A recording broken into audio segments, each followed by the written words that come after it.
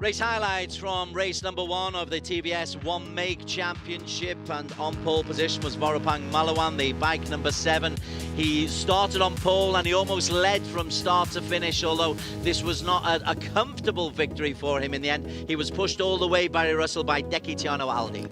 Yeah, he was. Those two broke away from the rest of the group, and there was a fascinating battle behind them, which we'll see as we get a little bit further into the race on these highlights of Faris Fleming, Koen Chang, Fitria Shaf and Natapun Kiamun. Jagan Kumar, the Indian champion, bike number 1, he started off in the top group, but he had a couple of wobbles. It seems to be an awkward little bike to look after, this TBS. It's very powerful, but if you get it wrong, if you get the braking wrong, you can easily go down the honours table. Yeah, I think if we could hear them on the down change, you'd hear them blipping the throttle to try and bring the engine speed up to stop that rear wheel lockup, which I think has been causing the riders to run wide, as we've seen on many occasions. Great battle for P3. It involved number 15, Fitri Ashraf from Malaysia, Kerwin Chang from the Philippines, and the man who would actually eventually get it, bike number 10, Faris Fleming, a teenager who's of Thai Australian origin. But they were a long way behind the eventual winners, over 5.5 seconds in the end between these front two. And we thought maybe that Dekitiano, if he could get close on this final straight, might have a chance, but he never really got close, Barry. No, he didn't. Warapong showed his experience as well as his speed then. I think he timed his brake, because that is a little break he made. He just got clear, so it was difficult for Deki to get into his slipstream. But very close on the line, less than 1/10 of a second. Second place just taken by Faris Fleming. He'll be very happy with that, but nobody happier than the race winner, Vorapang.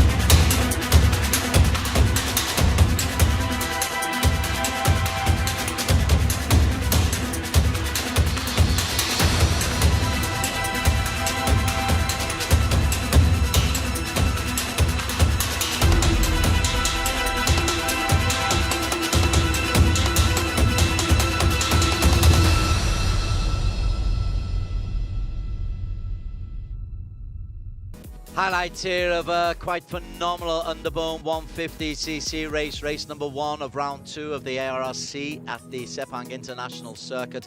Man on pole was Cheryl Shazras, a wildcard coming from the Honda Uzi racing team. He upset everybody. Wildcards being on pole isn't what you expect. April King Moscada was in a really tight group, but from very early on, Barry Russell, you can just see that this was going to be a particularly congested contest.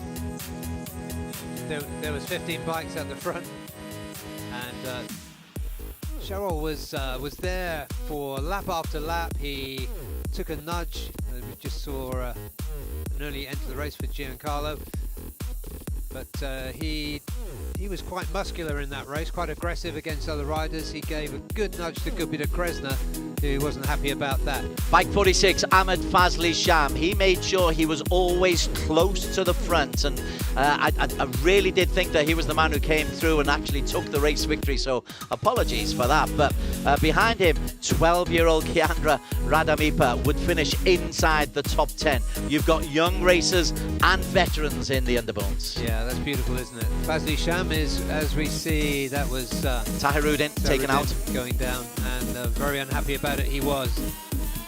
That meant his teammate, though, Ahmed Afif Amran, had a chance to get away. This is where Fazli Sham lost it. A little mistake there, or maybe just being edged out. And then Charles Shazras was taken out, just caught the back end, and he was disappointed. Not he could do with about that.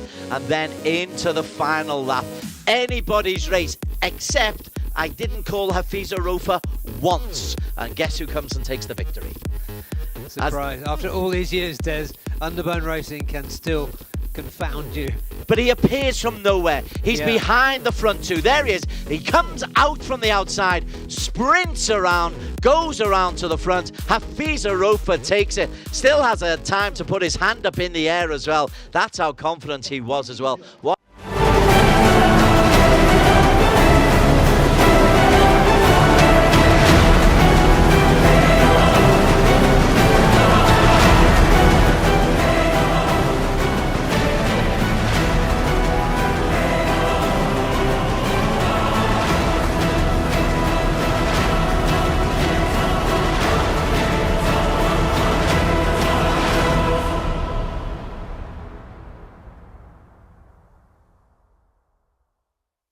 Highlights of the Asia Production 250cc race number 1 at the Sepang International Circuit.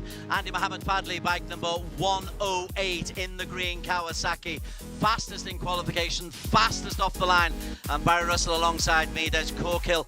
We thought that Andy Mohammed Fadli would race away, or at least I did. You were a lot more sceptical. You thought that the Astra Honda racing team would pull that gap back. A little bit, just because of the quality in that Astra Honda garage. But just at this early stage in lap 1, you could just see Andy pulling away a little bit.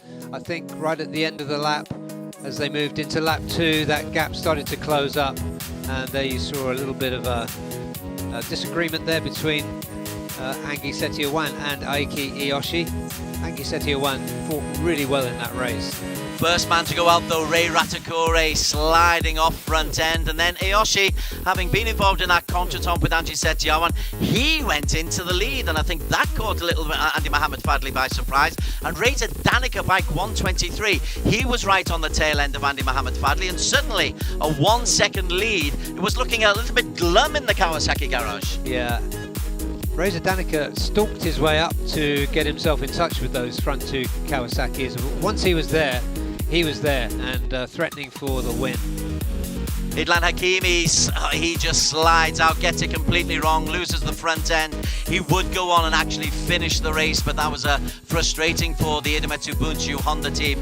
Back up to the front, we're on to the final lap here, and this is this is the move that Andy Mohammed Fadli makes to get himself back into the lead. Going up the hill, he's in 3rd place, and then he squeezes his way through back into P2. By the time we're at the end of the long straight, he's got the inside line. Iyoshi is pushed wide by Reza Danica. Andy Mohammed Fadli goes on to take his 2nd win in 3 races. Reza Danica picks up his 3rd podium in 3, and poor old Ayuki Iyoshi has to be content with P3 for his 1st podium of the season.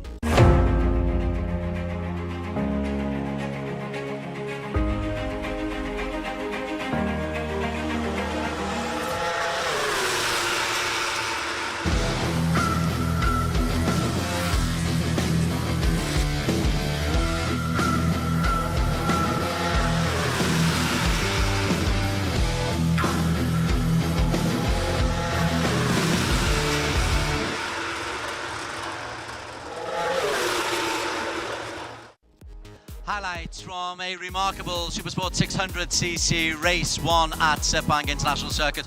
Look at Izam Iqmal, the man in green, started in P10, gets himself up right the way into P1. I have not seen a more extraordinary start. Izam would eventually finish back down where he started in Izam, but he gave us great entertainment for the first lap and a half. Yeah, didn't he? All the entertainment was at the front. At the beginning of the race. After that, it settled down into a really absorbing battle of strategy. As we see, it was Gritchporn, the Thai rider, going out there for Thai Honda.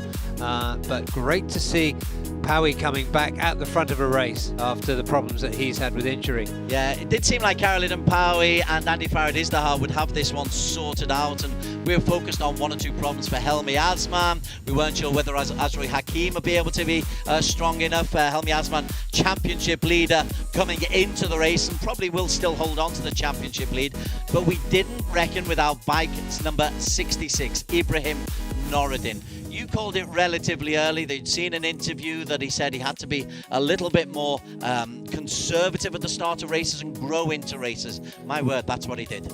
And he reflected that in his post-race interview, didn't he? He said he was concerned. I wasn't conserving my tyres, I was conserving myself. And he did it. I'm really impressed, and I'm also really pleased for him.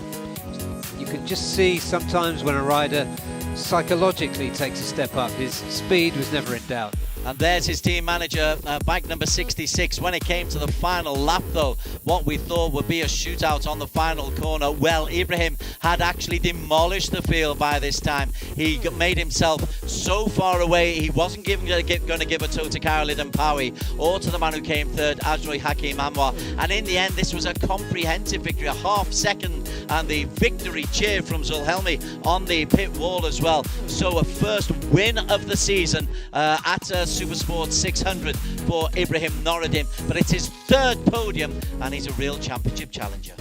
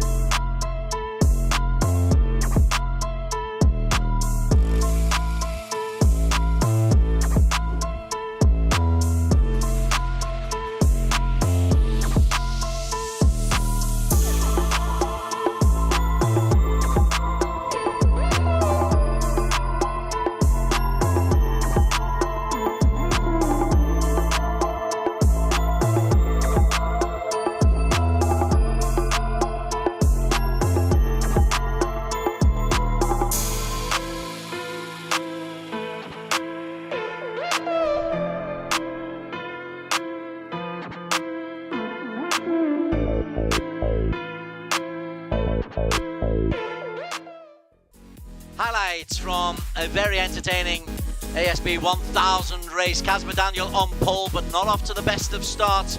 You can see him pulling almost a wheelie and dropping down to P6 after the opening straight. And we thought perhaps that this would then turn into a Zakwan Zaidi kind of a race and be perfect for him, Barry Russell, but anything but. Yeah, we did, and it was looking for perhaps the first few laps, he was looking good, but Haruki showed again what a cool head he's got when he gets to the front. I was figuring at this point that Zakwan and Kazma were pretty happy with how things were going early in the race, but it was Kazma who changed things as later in the race. Yeah, he got past the Yamahas as Aslan Shah Kamrazaman's tough season carried on to be very, very difficult. Kazma's just chasing, and Zakwan and Haruki, I'm expecting them at this stage, the two Hondas, to pull away. But as Kazma was saying, once he worked out that his tyres were reliable, once he worked out that his bike was in a better shape than Yuki Ito's, then he was able to go and really, really have a go at this. As we see Ito sliding off, that's a long old slide. Yeah, that's a big bang down on his right hip too. Yeah, that'll hurt. But then here's the move. Up into corner 9, Zakwan is taken, and then he knows, I think, that he has got the ability to take this. The following lap, identical place, he would go and take Haruki. Yeah, this is when the tempo changed, just the feeling of the race changed, and you knew that Kazma was going to try and get past and move away. Haruki Noguchi tries his very best. We visited the pit crew, possibly the wrong pit crew to finish, because by this time Haruki was in a battle for P3, never mind for P1, because Kaz Mcdaniel made his move going up onto turn number 9 and was so far clear by the finish line that our focus wasn't on him, our focus was on the battle for P2. Exactly, and we saw once again the quality of Apiwat. You see him making a hard move there and not quite pulling it off with Haruki, but Haruki fighting right back. He didn't give Apiwat any room on the exit to turn 15.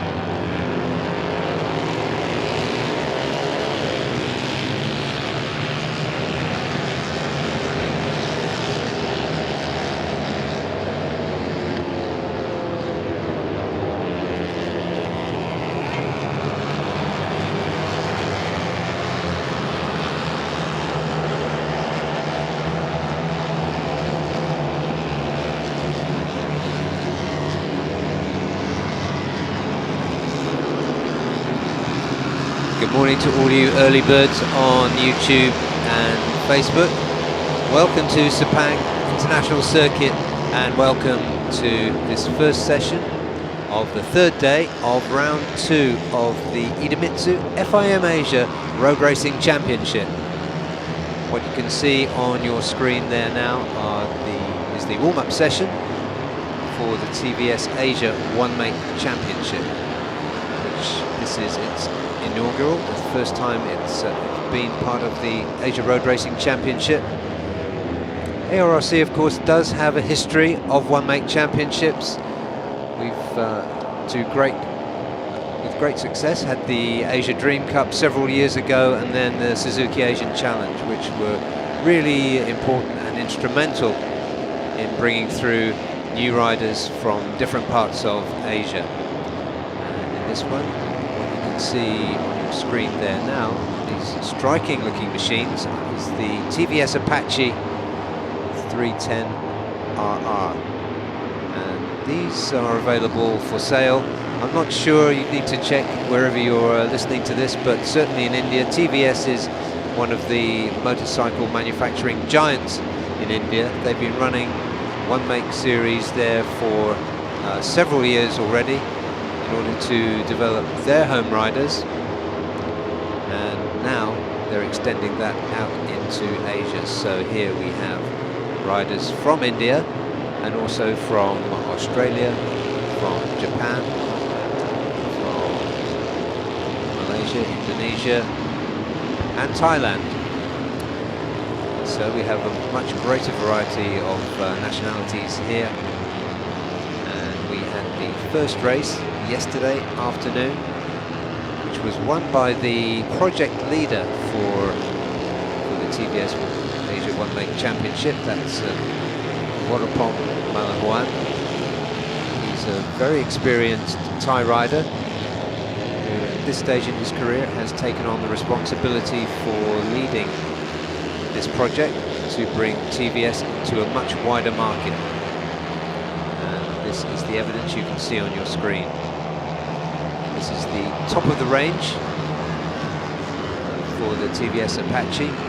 They're about 30% lighter and about 30% more powerful than the standard road-going model. I'm Barry Russell. I'm joined here by Daniel Boga this morning, and we will be with you throughout the day from the studio, from pit lane. Daniel, good morning. Good morning, Barry. Yeah, it's a great looking Sunday morning. We have good weather, and we hope it stays that way. I don't think that we've seen any likelihood of rain so far this weekend, but it is Malaysia, it is Sepang, so that could change in an instant. But for now, we have wonderful weather, and we've seen the weather bring some good races yesterday. A lot of good battles in the 1000 cc's and the 600s. We had a sensational day's racing. TVS did start the races yesterday afternoon, and the race was won by the master of this project, Warapong Malahuan, but he was run really close by one of his students. Deki, screen, the full name on the screen has just gone off for the moment, so I beg his pardon. But he was run very close to the line by one of his students who led the race for a considerable amount of time too. And just behind, a couple of seconds behind that battle, we saw some really good racing too. So this is going to bring even more excitement to your screens. And there, the number 7, that is Warapong Malahuan, who won yesterday's race. Started from pole position, as you would expect. Initially, he was only going to lead the project and do the coaching, but it was felt by TVS that his presence on the racetrack would provide a further incentive to the riders. Yeah, I think it was a good reference for the riders to have someone like Warapong on the track with them, and I think it really showed in the race as well, because Deki was just trying to pull away from Warapong, and it was a good fight between the pair of them.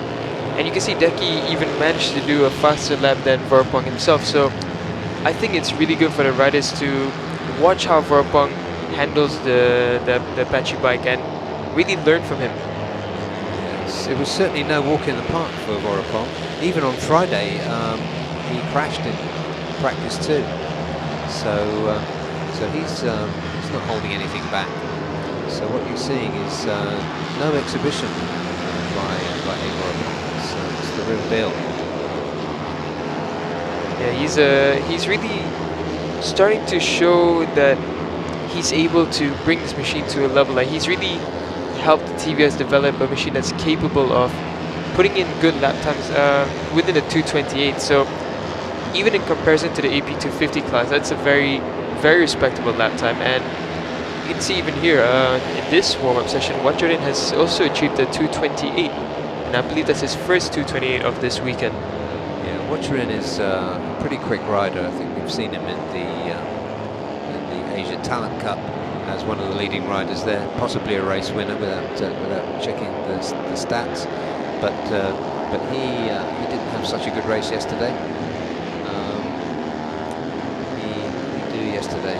It's down in 10th was where he finished, 9 seconds off the total time of Warapong.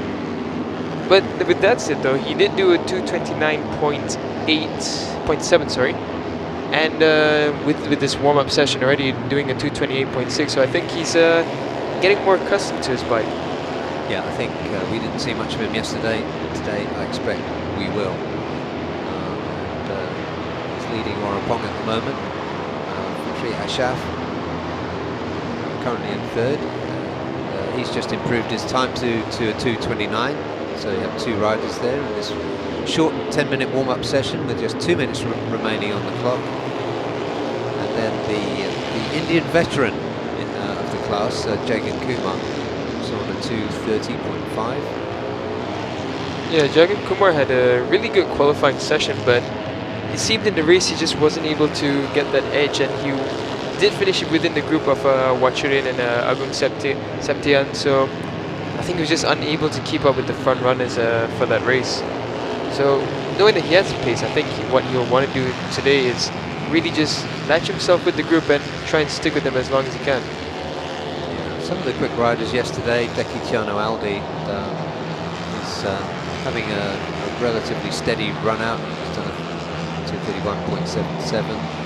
Faris Fleming, who was the best of the rest after the front two, who won a really good battle. It was a four-way battle for third place. Yeah, if I remember correctly, I think it was the run down to the line. He just got the slipstream over Kerwin Chung and came away with a gap of 0.05 seconds, if I remember correctly. Yeah.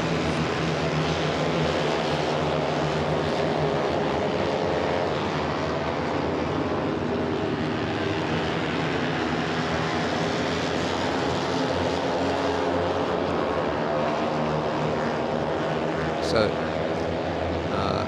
another Thai rider, Thailand, Honda in particular, traditionally have been developing riders, but now TBS are taking the mantle. Natapon has made it Thai 1-2, and Warapong currently in fourth in this warm-up session. Although warm-ups are just that, really. Yeah, it's they just... won't give you too much of a clue of what's going to happen later. In the rider's mind, a warm-up is just to really just find out where you are today, just get the feeling with the bike and just get ready for the race coming up ahead, because at the end that's the one that really matters. Yeah, and the checkered flag is out now. This is the start of an exciting day's racing, and as well as our friends here on YouTube and Facebook, it's worth making the point that if you are around, you can get entry to Sepang to watch the action here at Sepang for free, and also there will be a chance during the break between warm-up and the first races to do a pit walk. So that will be at around about 11 AM. Pit lane will be open. The riders will be out to chat and to sign autographs and take selfies. So that's a good chance. The riders in this championship and the teams generally make themselves very accessible. So if you are in the area or in a neighbouring country that can get you a short flight, get yourself over here. And yeah, you can still make it if you take a 2 or 3 hour flight. I think it's enough time to reach. That's it. Yeah. So Singaporeans, people from Thailand, do fly over right now. If there is a 9 AM flight, do take it. That's it. So we hope to see some of you later. And just confirming the warm-up results there. Warapong 2:27. He came through right at the end there. Wachurin second with a 2:28. Natapon also had a 2:28. Fitri Ashaf 2:29. And Deki Tiano Aldi 2:29.8. Agun Septian 2:29.8. Also Arsyad Rusdi 2:30. Jagan Kumar 2:30.534. Kuin Chang, a Filipino rider, in ninth with a 2:30. Also on 2:30, 2:30.9. Harit Farhan Barin.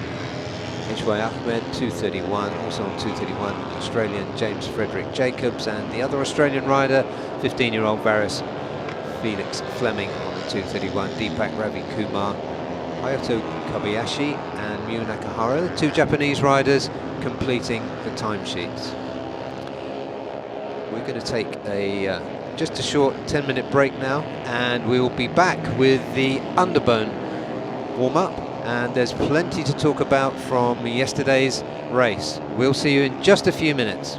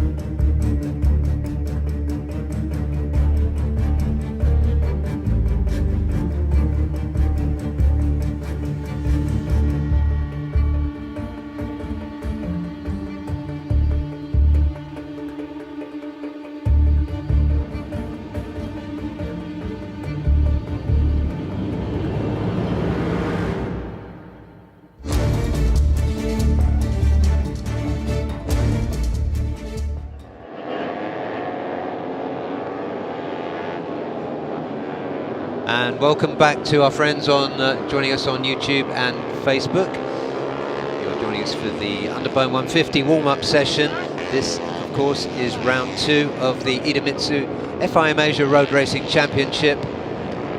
This is Barry Russell, and I'm joined in the studio by Daniel Bogers. After a fantastic day's racing yesterday, we can't wait to see what's going to happen today. The Underbone race yesterday, Daniel, was breathless, heart-stopping. Think of another adjective, but what was your takeaway? I think it was everything that we expect from an Underbone race and more. It was absolutely amazing, and we saw even the wildcard Shao Shazras with the front group the whole time, but what a heartbreak at turn 9. Just had a bit of a clash and down he went, and that wasn't the only incident. We had a couple of incidents with a lot of the front runners, but yeah, it was once again a really entertaining race, and Hafiz Arofa, magical last lap, managed to take the win down to the line. Yeah, somehow he got the drag out of turn 15, and he was just invisible in a group until it seemed like a few meters before the line, and then out he came, and boom, he came through so fast he had time to put his hand up to celebrate before he even crossed the finish line. Yeah, it's phenomenal. He is one of those riders where I've always noticed the way he rides in the national championship as well. He always waits until the last moment to make a move, and he does this thing where he just waits. He just watches how everyone's riding, just sees where their weak spots are, and whenever you talk to him about the race afterwards, he always talks as if he knew this was going to happen. He knew that at the last lap, I'm going to win. I will take the slipstream, and I will end up in front. And he does it very well. Yeah, and that matches what happened in the race yesterday, because he just stayed with the front group for the first half of the race, and then just moved himself through until he was in position. And my goodness, that just where did he come from moment was fantastic. But the race overall was terrific. I was especially pleased for Afisa Rosa because he missed round 1, of course, like many of the riders, and possibly even you, Daniel, with quarantine issues. Yeah, it was really unfortunate in round 1, but it's great to see everyone back now in round 2. And yeah, it's only Afisa Rofa as well as his teammate Mafazi Sham, so it was great to see him back as well. He didn't have such a bad race. He finished in 7th, but he was just unable to get to the front of the group at the end of the race. Yeah, but he was up there, and Fazli Sham, you know, he's always going to make an appearance at the front of any Underbone race. So yeah, it's great to have him back. He's almost an icon of this sport. He's got fans all over the place. Definitely, he defined the way to tuck in almost, and he's just one of the class riders of this category. Yeah, and perhaps on reflection, the happiest man from yesterday would have been the championship leader, Wayuali Triloksana, who's got 3 races, 3 podiums. That's right. He had a good finish yesterday. He didn't get the win, but he definitely got another podium, 2nd place, 20 points for him. So really strong for him so far in this championship points-wise. Yeah, so he's got a handy lead after 3 races. He's on 56 points, and Afif Amran is next on 45. So Afif yesterday finished 5th, I think. Yeah, it was in 5th. We had a heart-and-mouth moment for a second, because I remember his teammate crashed, and then it was a big debate whether it was him or his teammate, because it would have really hurt his championship hopes. Yeah, and just on the screen there, you've got the youngest rider in this class, 12-year-old Kiandra Ramadipa. Kiandra was unlucky though in Super Bowl with an issue with his bike right at the start of his flying lap, but nevertheless it's great for a 12-year-old to be in the Super Bowl. Top 15 was his timing in qualifying, and in the race finished 9th. Yeah, he finished 9th, and while that might sound like a long way down, that was just 0.673 of a second behind the winner. So that was a brilliant performance for him, and we're really looking forward to seeing how he develops his career. Yeah, because with that taken into account, the top 11 were within a gap of 1.3 seconds. So taking that in mind, if he had perhaps taken a different line, or maybe he was just still learning his competition and such, he was well within contention for a win or even a podium at least. Yeah, he will. I mean, these are some tough guys he's racing against. I think the fact that he put himself in that place with the same speed as the leaders, he's got time to develop the race skills that will give him podium positions. Great performance from him, and what a great addition to this championship. Yeah, one thing I would like to give credit to is this one rider. Oh, Amafazi Sham. That I believe is at turn 11. That is a very fast place to crash at. He looks fine. Bike doesn't look too damaged either, so he should be well and okay for the race. But that's a well, it's taking him all the way across that huge gravel trap and into the grass. So let's see what happened here. Let me get a clear. Ooh. Yeah. Oh, so I think he just ran off, but yeah, just at the end there, he just took a tumble.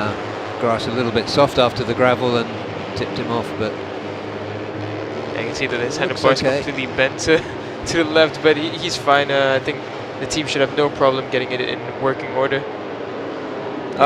Would like to give credit though to Muhammad Ashraf Daniel. He's one of the Malaysian riders in this category, and he in the national championship, he's a privateer. So for him, this is his first time in the Asia Racing Championship. So pretty impressive for someone who comes from the privateer background into the Asian racing scene, and we hope to see more of these riders coming up. Yep, it seems to be a never-ending supply. And look at that group there. There's some real quality there. They're just noting the top of the timesheets there, and that's a pretty fast time for Murabil Vitoni, who didn't stay in touch with the lead group yesterday. He ended up finishing 15th, so scored just 1 point. But we saw his speed in Buriram, Chang International Circuit in round 1.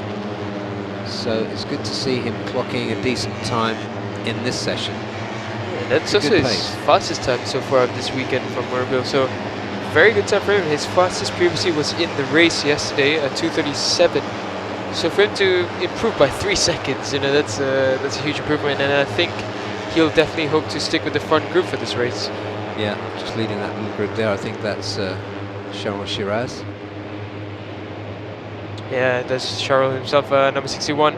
Heartbreak once again for the wildcard rider yesterday after a pole position in his debut in this wildcard opportunity that he's gotten. But definitely he looks fired up. Saw him this morning, he looks happy, and I think he's definitely going to fancy his chances for at least a podium in race 2.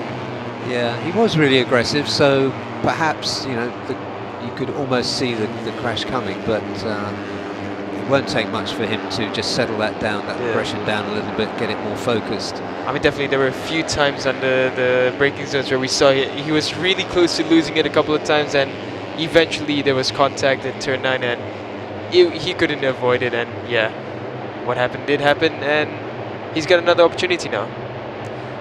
Yeah. And they're just going through the screen there, another of the leading lights here, Afif Amran.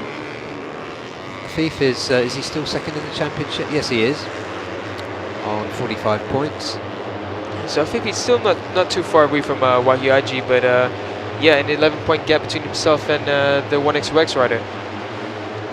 Yeah, the championship is interestingly poised actually, with Izzat scoring 10 points yesterday, bringing himself to 41, so that's 4 points behind Afif. Afif is 11 points behind Wahyu Haji with lots of points on the board yet, but Izzat has put himself very much in contention, I think. Yeah, Izzat definitely, he still has a good opportunity. He's not too far off, he's about 15 points behind Wahyu Haji, so oh, Wahyu Haji as well, and Wahyu Haji and Azerite are the first 2:33s that we've had now. 2:33.267 from Wahyu Haji, so very good times coming in the warm-up session already. Yeah, that's more than a warm-up time. That's a statement of intent probably from Wahyu Haji. It really looks like a qualifying session that we're having right now. Yeah, absolutely. So let's see if he can improve and take his first, the championship leader, whether he can take his first win of the year this afternoon. You certainly wouldn't bet against it. We just saw a flash there of the sole Thai rider in this championship, the number 14 on that bright orange bike, Pirapong Nui Boonpeng. Hasn't got the results yet that he's capable of this year, but he was bright and breezy. I bumped into him in the paddock as I was walking in this morning. so he's his smiling self. So, Speaking of which, almost took the smile off his face. yeah. Yeah, I was about to say that Pierpont didn't have a terrible race yesterday. He was 3 seconds away from the leader. He was just behind that front group. We had a pack of, I think it was 4 or 5 riders behind the leading group. So he was right in the mix, but I think if he manages to position himself better at the start, he should have no problem fighting for the win today. Yeah, that would be good to see. But we have got 2 riders there in the 233s in this warm-up session. The checkered flag is out, so nobody's going to better that. Not that that is necessary for a warm-up session. Just looking across all the riders that have done a fast time, it looks like we have a lot of riders who will be joining the front group because everyone has improved quite significantly. I think Raphael Topan, he as well has done a 2:36, so that's a very good time from him. Gupita Krishna has been consistent so far, and so I think he should have no problem staying within the group. Yeah. And of course Murbil Vitoni, which we mentioned earlier. Yeah, that's right. It'll be good to see him back up. And okay, is that? Yeah, I think that was a qualifying session. That was definitely. He's at Zaidi 232.925. I think that's the first 232 of the entire weekend. Yeah, no one's it is. beaten that. For sure it is, yeah. Wow. So we can look forward to a cracking race this afternoon as we see the results here. So that is Izzat Zaidi at the top with 232.9. YYG Triloksana 233. Also on 233 Hafisa Rofa, yesterday's winner, and Nazrul Izzat 233. Shafiq Rosley 234. Great times here. Murabil Vitoni also 234, and Sharol Yuzi 234. Afifan Ran second in the championship 234. 9th for Gupita Krishna. The man took 3rd place yesterday. Good to see him back on form. Pirapong Louis Bungpeng 235. John Emerson in Guito, the best of the Filipino riders 236. Hafid Pratomaditya 236. Also Fazrul Sham, great contender 236. Oi Wezu underperforming so far this meeting 236. April King Moscado 237, and Kiandra Ramadipa 237.492. 17th Ashraf Daniel 238, also in the 238s. Ayman Tarudin, you can see better than that from him. Jordan Badaru, lots of potential there. Dimas Juliet Moko still quite high up in the championship tables. Giancarlo Maurizio 239, Nguyen Duc Tan 242. The better of the 2 Vietnamese riders, 243 for his teammate Antoine, and Ahmed Fazli Sham, who went off, as we saw in that short warm-up session, 24th best. We'll be back. That concludes the underbone session. We'll be back in just 10 minutes for the next warm-up session, which will be the Asia Production 250s. And a friendly reminder that pit lane will be open to the public at around 11 AM today. So if you're in the area, do come along. The riders will be available to meet, sign autographs, give out goodies, and take selfies and so on. So if you are around, do come in and join the ARRC racing party. We'll be back with the AP 250s in 10 minutes.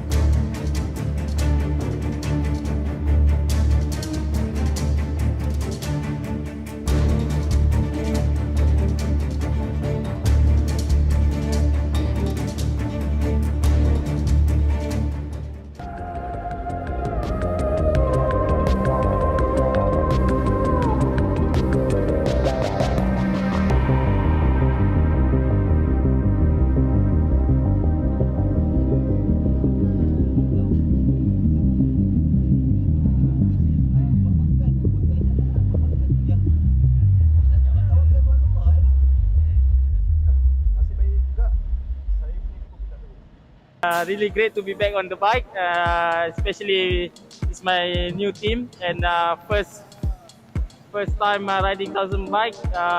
Really fantastic, really powerful bike. I enjoy a lot. Not first time. Oh no, huh? Oh no, first time. Sorry. So no, first time in the championship. I mean, so yeah, hopefully everything is going good today. Like the same, Tasha, I feel good to be back after 2 years. Of course, more rider coming, more rival, and new teammate, very strong. So yeah, we see for the best.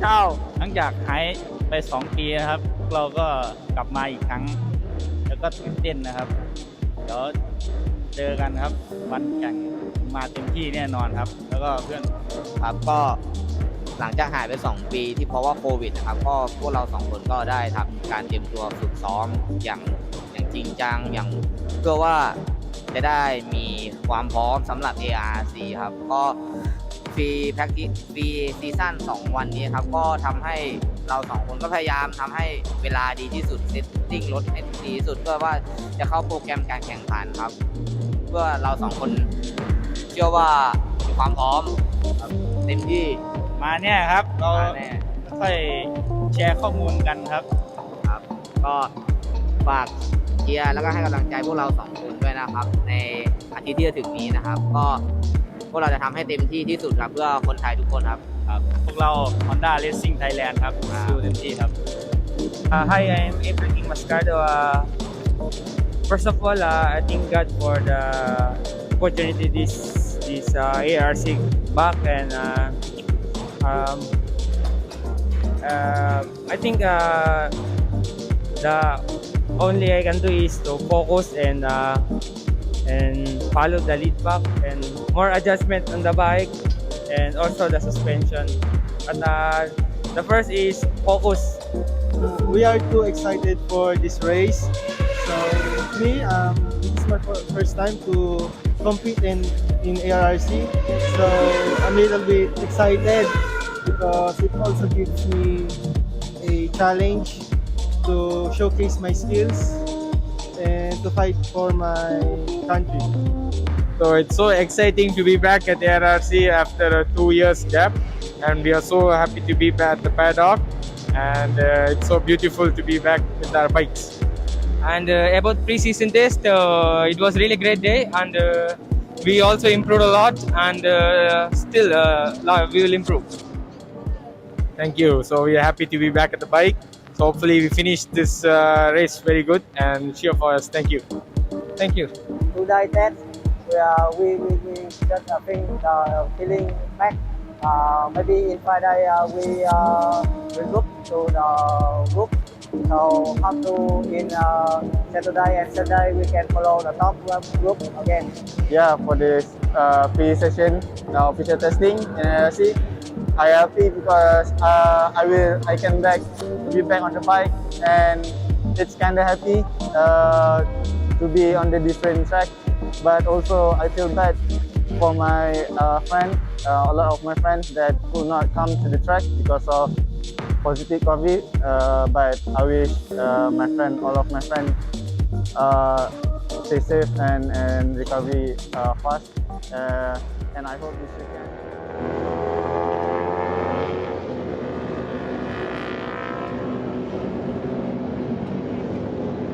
Welcome back to all the early birds who are joining us for the warm-up sessions here at Sepang International Circuit on the 3rd day of round 2 of the Idemitsu FIM Asia Road Racing Championship. You're joining us now, and we're on board with... Who are we on board with then? I think that was Yamaha Paddock, I think.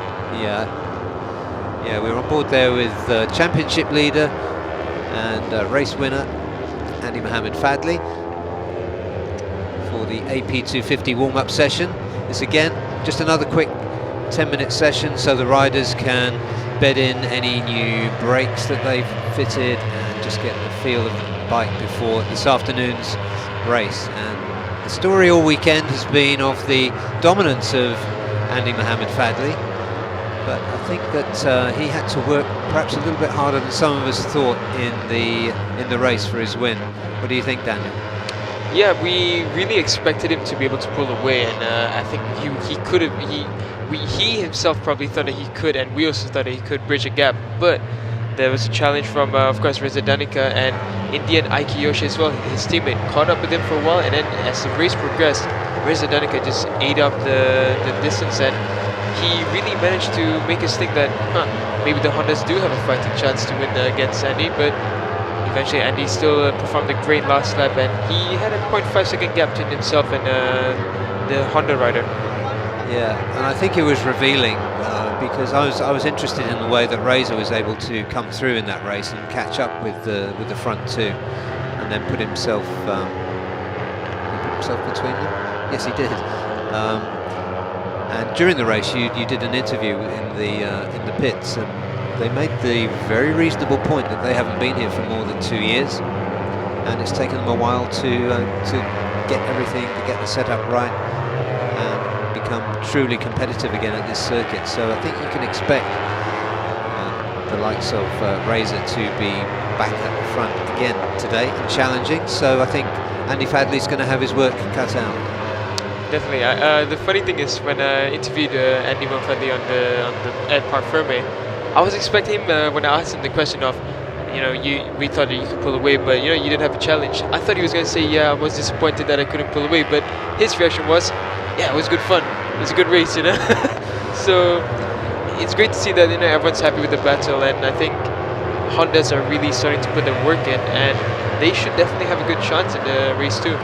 Yep, and there is the man of the moment, defending champion and championship leader and race 1 winner, Andy Mohammed Fadley. Let's just look at the championship table while we think about it. He's on 66 points now after 3 races, compared to Reza Danica's 61. It's only a 5-point gap between the pair of them, so which is nothing really. Nothing at all. The difference between first and second. So Reza Danica, of course, also a champion, I think, from 2018. Reza Danica was the AP 250 champion, and a rider, I think, also like Andy, who's grown over the last couple of seasons, matured into a much more rounded racer.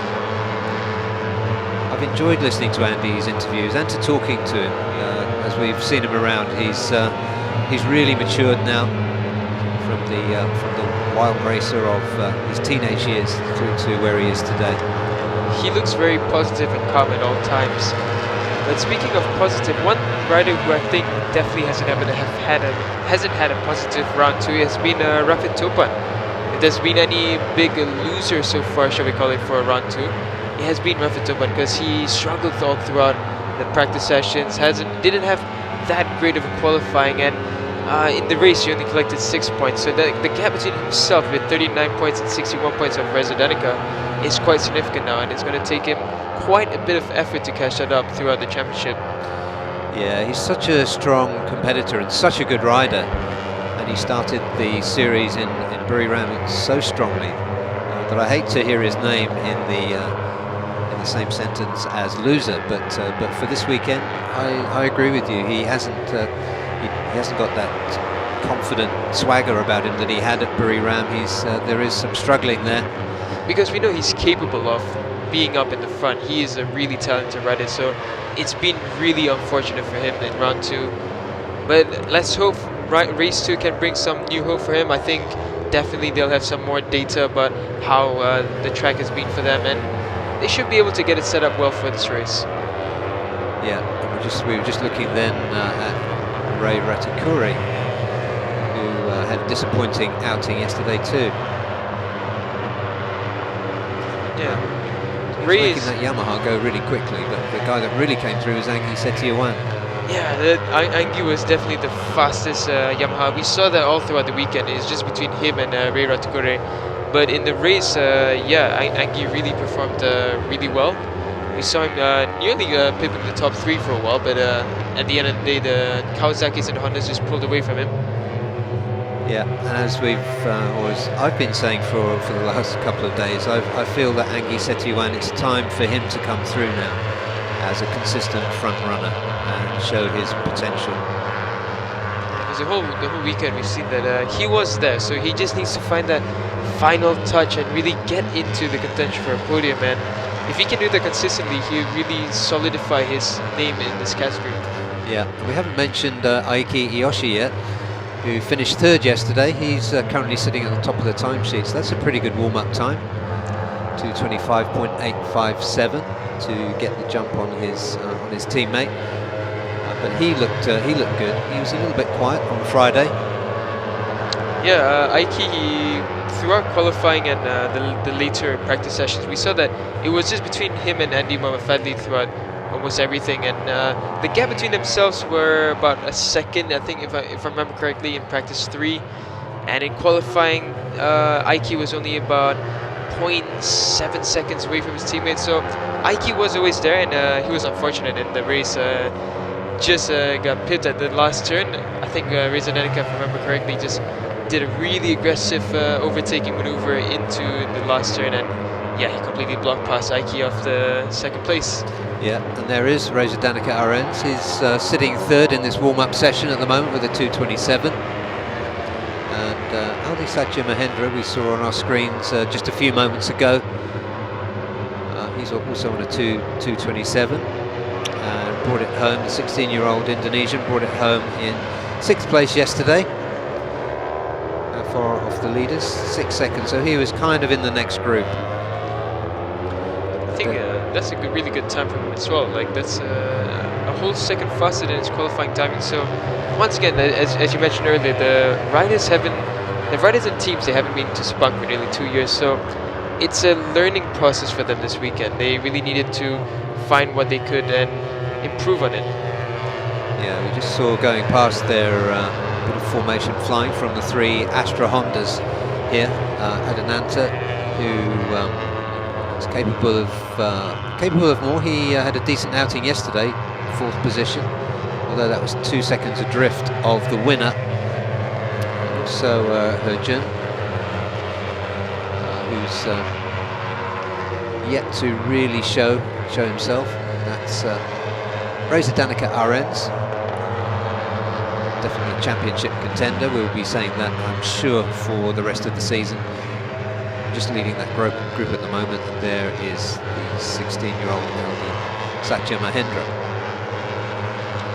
Speaking of Herjun, he was really unlucky in the race. He took a tumble down, I think it was in lap 6, was it, or lap 5? But he was really unfortunate. He was with the group for a while, and yeah, it's just unlucky this run down that race. So he'll definitely be hoping to stick with his teammates and try to bring the whole team forward into the podium contentions. Yeah, and Aldi being hounded there by Piawat Patumyos, who hasn't had the best time out this time. He is a race winner. In fact, in round 1, race 1, he crossed the line first, but got dropped to second for touching the green on the last lap. So he's very quick, and he has a fair few number of pole positions to his name too. He finished well adrift of the leaders yesterday.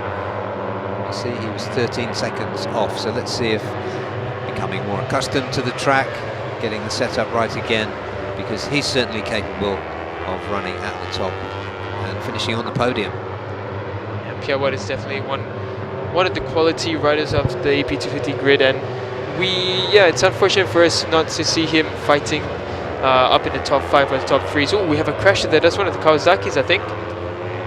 I think that's Aiki Yoshi. Yeah, Aiki Yoshi and Idlan Hakimi. So Aiki Yoshi, he looks not happy with something that happened there. Looks like I think Idlan was on the inside, and yeah, must have had some contact. Yeah, the checkered flag's out now. The bike doesn't look too badly damaged for both riders. Nothing too much hanging off those bikes, and that is the end of the session. But that's a little unfortunate. The mechanics have got a little bit more work to do than perhaps they hoped for between now and the race. Aiki Yoshi really unlucky at turn 15 so far this round. Having race 1 and now in the warm-up as well with another Honda. Yeah. So So let's just check the warm-up results for the AP250s. Aiki Yoshi, who just picked himself out of the gravel, he recorded the fastest time, 225.5, that's quick. Reza Danica RNs, 226, also on 226, defending champion, championship leader Andy Mohammed Fadli. Fourth, Aldi Satya Mahendra, 226. Urjan Atna for Astra Honda, 226. Piawat, 226 also. Adananta Putra for Astra Honda, 226. And Muzakir Mohammed, 228. Ninth was Angie Setiawan. 10th, Akir Aziz on a 229. We want to see more from him too. Ray Ratakuri, 229. Senthil Chandra Sekaran, on 230. Setu Rajiv, his Indian teammate, also 230. Cal Vietnam, 230.6. Firdaus Hamdan, 231. And Fitrianza. Raphael Topan Sachifto did not make it out. And Idlan Hakimi. Yeah, we just saw this now. Yeah. With the Aiki Yoshi, so that must have been his outlap as well. Pretty unfortunate. Anyway, as you see that beautiful shot of the trees around this lush circuit of Sepang International, we're going to take a short break now, and we'll be back in 10 minutes with the Super Sports 600 warm-up. And again, plenty to talk about after a phenomenal race yesterday. We'll see you in just a few minutes.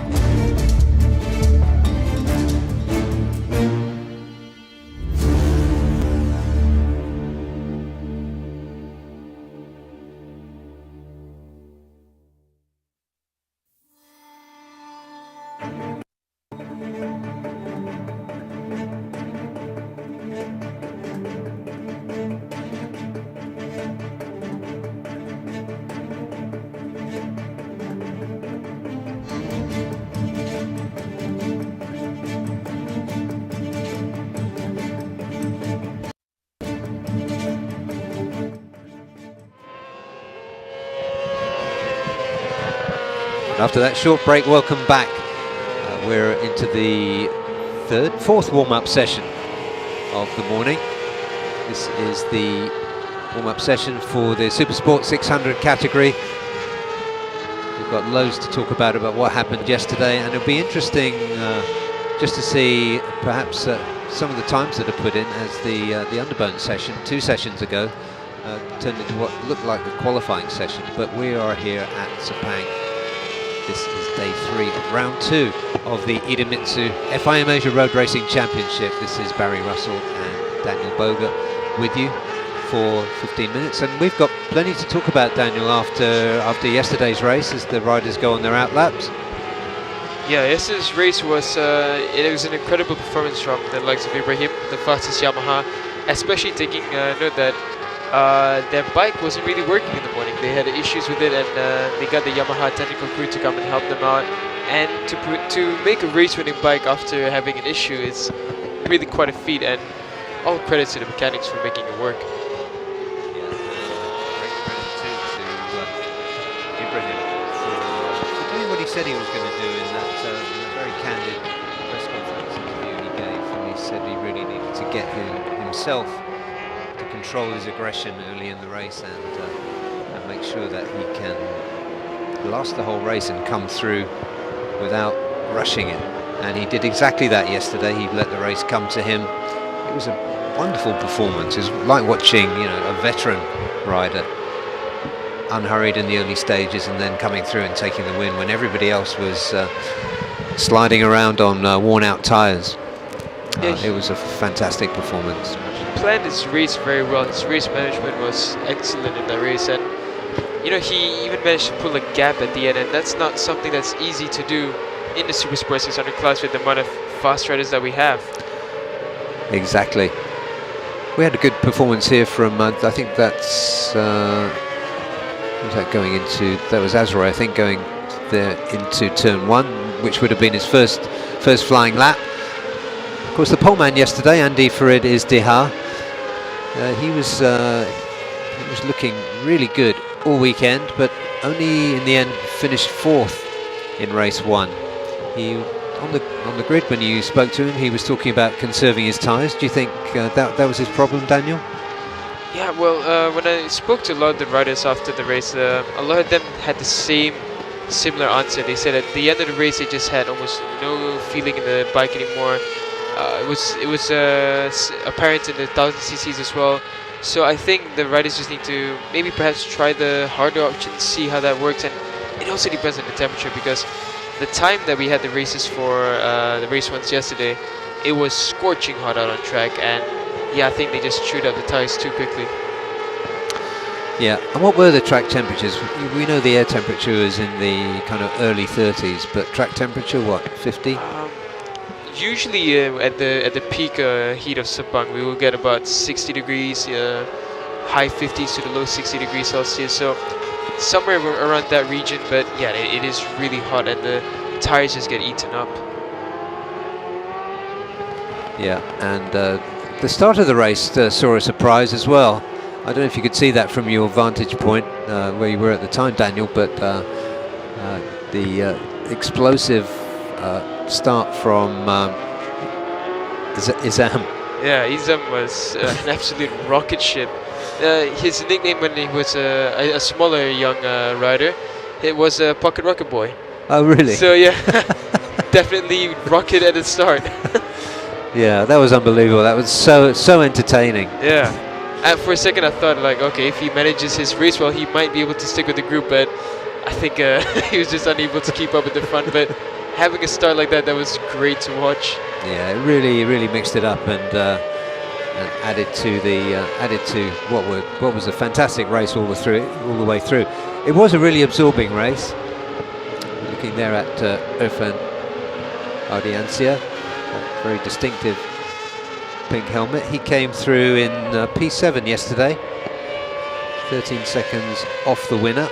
We suspect he's capable of moving himself closer, certainly closer to the front. He's a really good rider, another one of the great young riders coming through Astra Honda. And that's a big wheelie popped up behind him. That's Andy Farid. his teammate and fellow countryman. I was about to say, Andy Farad had a, wouldn't say too disappointed, but I think he definitely wasn't too happy with where he finished in 5th, because he did have a great qualifying session, but it seemed that in the race he just couldn't keep up with the front runners, and he ended up finishing 2.5 seconds behind the winner, Ibrahim, and also letting the position go to Helmi Azman, who also had a huge drop early on in the race. Yeah, did you get an idea when you were in pit lane about what Helmi's issue was?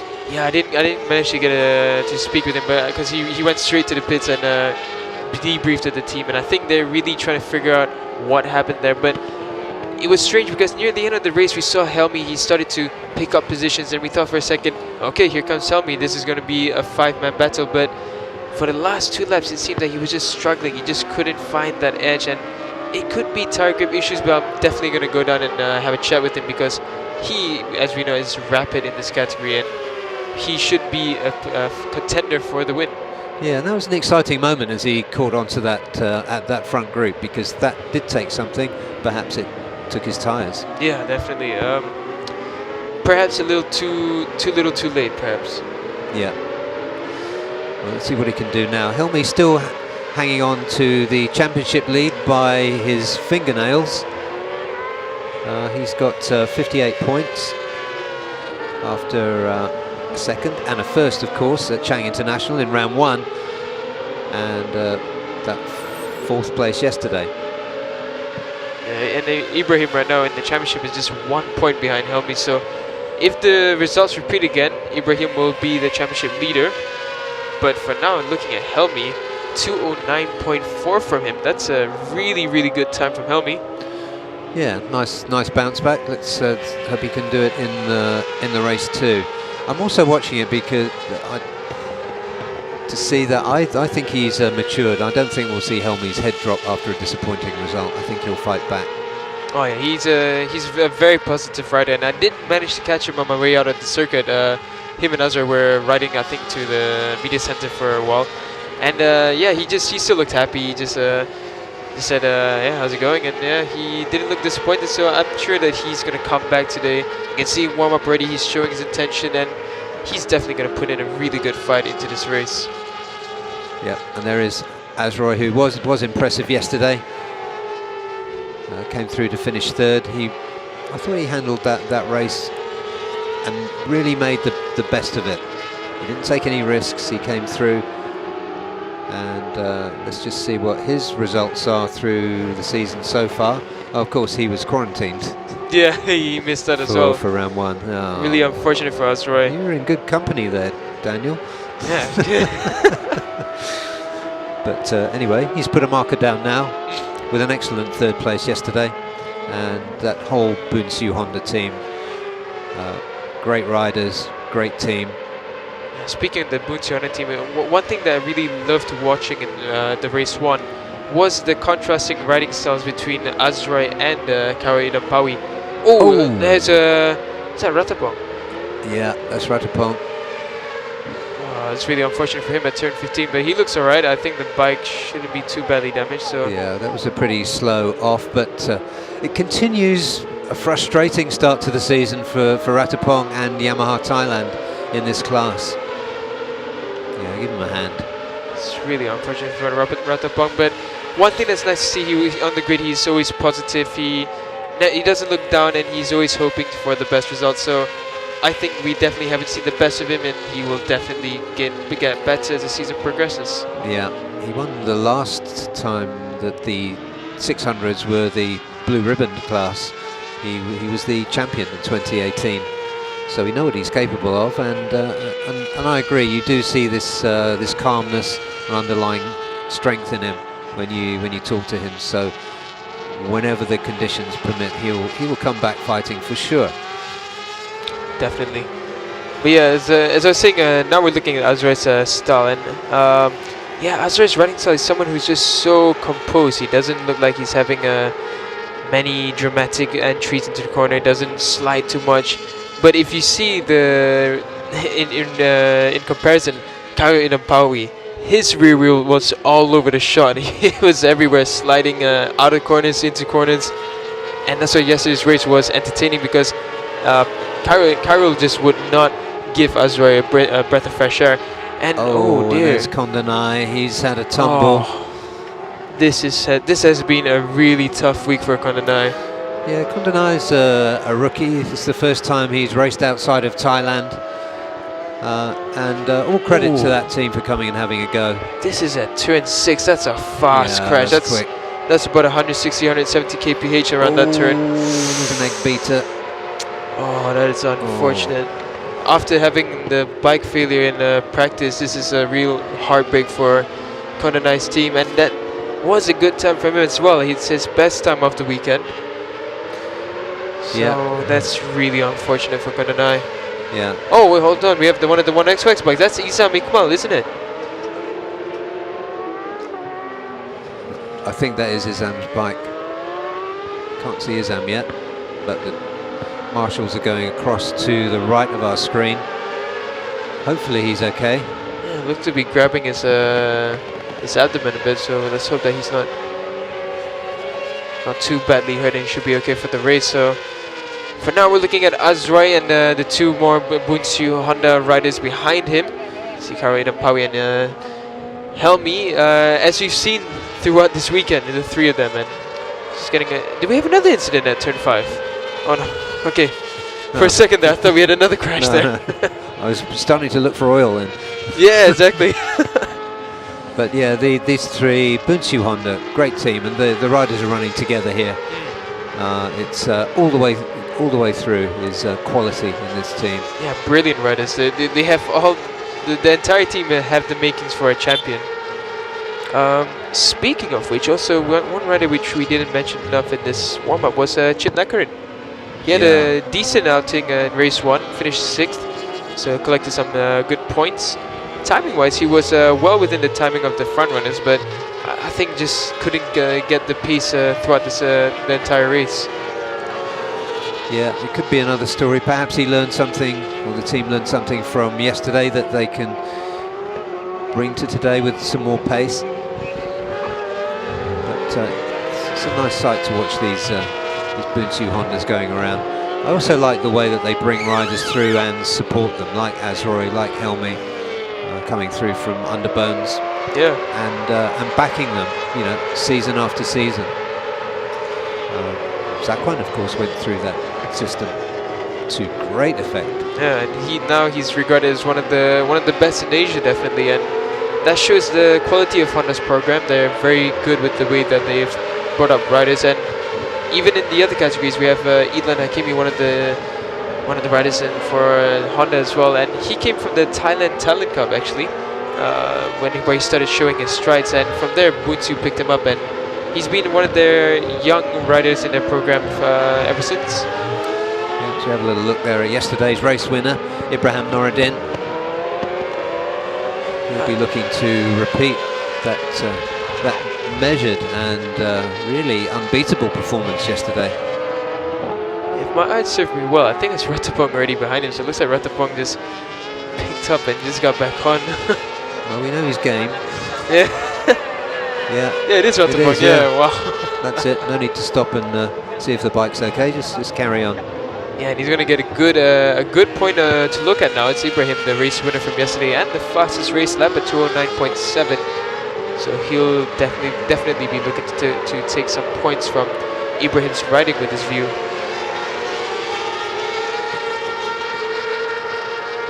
Makarin running in the mid 210s as well as Ibrahim.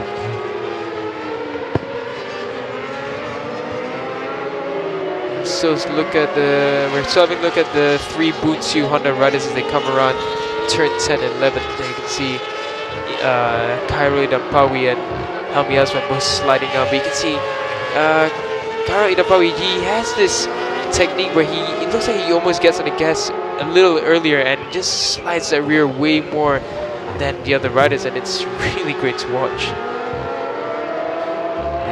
We're just pulling away from those, and on the timesheets, so the checkered flag's out now, so this will be their last flying lap as they come through. Just on the back straight at the moment. These are also good laps from Andy Farid and Azerite. both doing a 2:10.1, so that's a very fast lap from the pair of them. So what I guess we can take away from this warm-up session is Bunshu Hondas are looking great, so is yesterday's race winner Ibrahim. Andy Farid, who had a disappointing race by his standards yesterday, will hopefully be able to manage whatever wasn't going quite right for him during yesterday's race, but the timing of his drop-off in performance did point to tyre issues, so as you said, maybe change the compounds. Yeah, but definitely look out for him. I think he's going to put on a great performance in race 2. Yeah, because in championship terms he's underperforming a bit in 4th place. So you've got Helmi sitting at the top on 58, and you've got Andy on 39. And that's after he won, of course, race 1 in Thailand, but crashed and recovered, but picked up only 4 points in race 2, and then he picked up 11 points, which is not much by his standards or by his expectations in race 1 yesterday. So a good result today would suit him nicely and put him back firmly as a championship contender, which he undoubtedly is. Anything else looking at that? Izam was 2:11 before he crashed. Japan 2:11 before he crashed. But let's have a look at the results on the screen here. Helmi Asman 209.473. Andy Farid is the hard 210.1, and a lot of riders here in the 210s. Azroy Hakim finished 3rd yesterday. Kairul finished 2nd yesterday. Ibrahim finished 1st yesterday. Nakarin, let's see what we can see from him today. He was also on a 210, as was Galang Hendra, who's got more to come surely, and Ratapong Willarot for Yamaha Thailand. Izam Ekmal, who lit up the start of yesterday's race, did a 2:11. Pritchapong Kaosong crashed out yesterday for Honda Racing Thailand, 2:11.6. Irfan Ardiancia, 2:12 in that session. Kondanai Kurt Kiao, who sadly wrecked his bike at the end of the session, 2:14. And Ferozi Torakatula was not out in that session.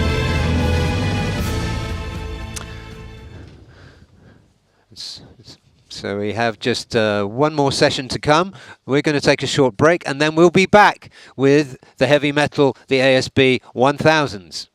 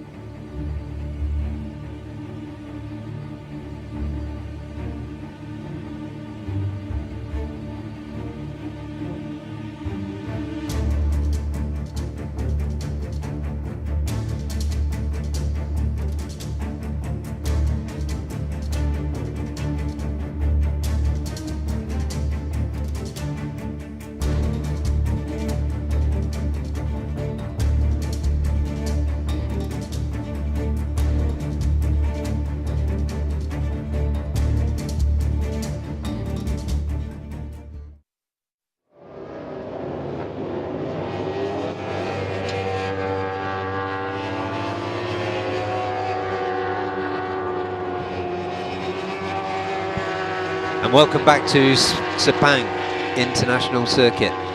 This is day 3 of round 2 of the Idemitsu FIM Asia Road Racing Championship.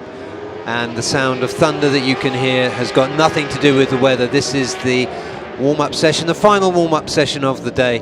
And this is the ASB 1000, the superbike class for Asia Road Racing Championship. We have a 20-minute warm-up for this session. You can see the bikes there on their out lap. And after yesterday's race, we have plenty to think about. We saw a phenomenal race from race winner. The race winner, I'm sorry, Kaz Mcdaniel, who came through really fast in qualifying and showed some real promise then, and then he converted it from pole position. A really well measured but irresistible performance in the race to take the win. And there was another of yesterday's leading lights, but unfortunately took a tumble. In fact, took 2 tumbles in the race. Yuki Ito, the now veteran of this class, Yuki Ito. But after a quiet start to the season, he's come through really strongly in this round 2, and that's a really good thing to see. The teammate, of course, of race winner Kaz Mcdaniel, Kazmayuddin, and good for the, also of course, for the Yamaha Gen Blue Racing ASEAN team. Just looking at the results yesterday, there is Aslan Shah Kamaruzzaman, who had a disappointing race yesterday, and it looked something like what you can see there, where he just took a little diversion, but he DNF'd yesterday. He didn't crash. There was a failure, technical failure on the bike, but he didn't finish.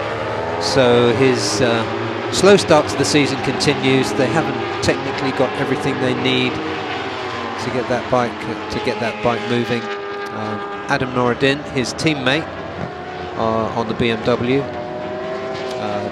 fared slightly better, coming in 6th place yesterday, 15 seconds behind the winners. So you can see those BMWs that we'd normally expect to be closer to the front, especially in the spectacularly capable hands of Aslan Shah and Adam Noureddin, not as close to the front as we would like to see them. It is early days though, so let's see if they learned anything from yesterday and they have got anything that will help them come through today.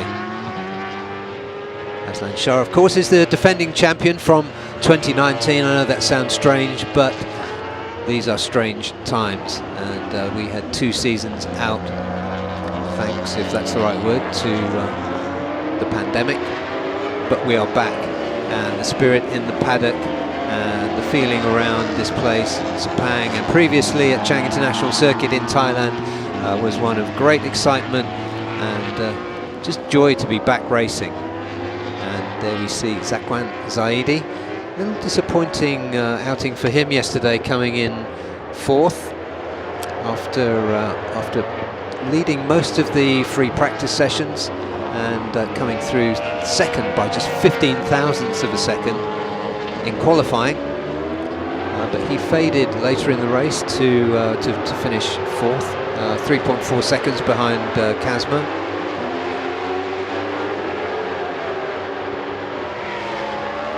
But let's take another look at him. He's a wonderful rider to watch, very neat, composed, and blisteringly fast.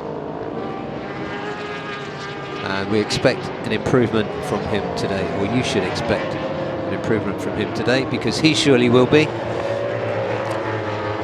There was something in the tyre choices yesterday. He ran a medium front and a medium rear. Maybe he needs to try harder tyres. Let's just take a glimpse and see. He's still on mediums now. The hard tyres have white flashes on them, which are easy to spot, but no markings at all means medium, so he's still on those mediums, and perhaps hoping he can make them work better this time. Kaz Mcdaniel, who won did so on a hard front and a medium rear, which is kind of an interesting combination. And his teammate Yuki Ito also ran that combination. You watch Zakwan there coming through the heat haze. It's still only 10:30 in the morning here at Sepang International Circuit, but the track is warming up already. We were talking in the previous session with my colleague Daniel Boga that the track temperatures can reach close to 60 degrees, and they were probably pushing up towards that yesterday afternoon, and that will have caused all sorts of issues for tyre wear. Because it was in the second half of the race that Zakwan faded a little bit. I haven't mentioned Haruki Noguchi yet. Haruki Noguchi exploded into the lead from the start yesterday and led for, I think it was 7 laps, and stayed very much in contention. He made himself the man to beat, and ended up finishing second after a fierce battle with another fierce rider, it has to be said, and the very rapid Apiwat Wongtananon from Yamaha Thailand racing team. And you can see him, Apiwat that is, out on track now with his teammate Anupab Samoon. Like many of these teams, we often see the riders out together. That's Apiwat Wongtananon there. He qualified third, he finished third, but he really had to work for that third place, and we saw something like the best of him. He's a very combative rider. He's got a neat riding style, but a lot of aggression underneath that. Aslan Shah back in the pits. This is only a short session, and the bike is already back in the pits, so hopefully it's nothing too serious. I'm just going to speculate that maybe they'll try a different tyre combination. Aslan yesterday was running, I don't have the information for that actually, the only one I don't. But we're on the screen now. Heat haze, clear please. That is back with Apiwat, and just behind him is a Honda. I think that might be Gary Salim, but let's see. But we're just focusing now on these two Thai Yamahas.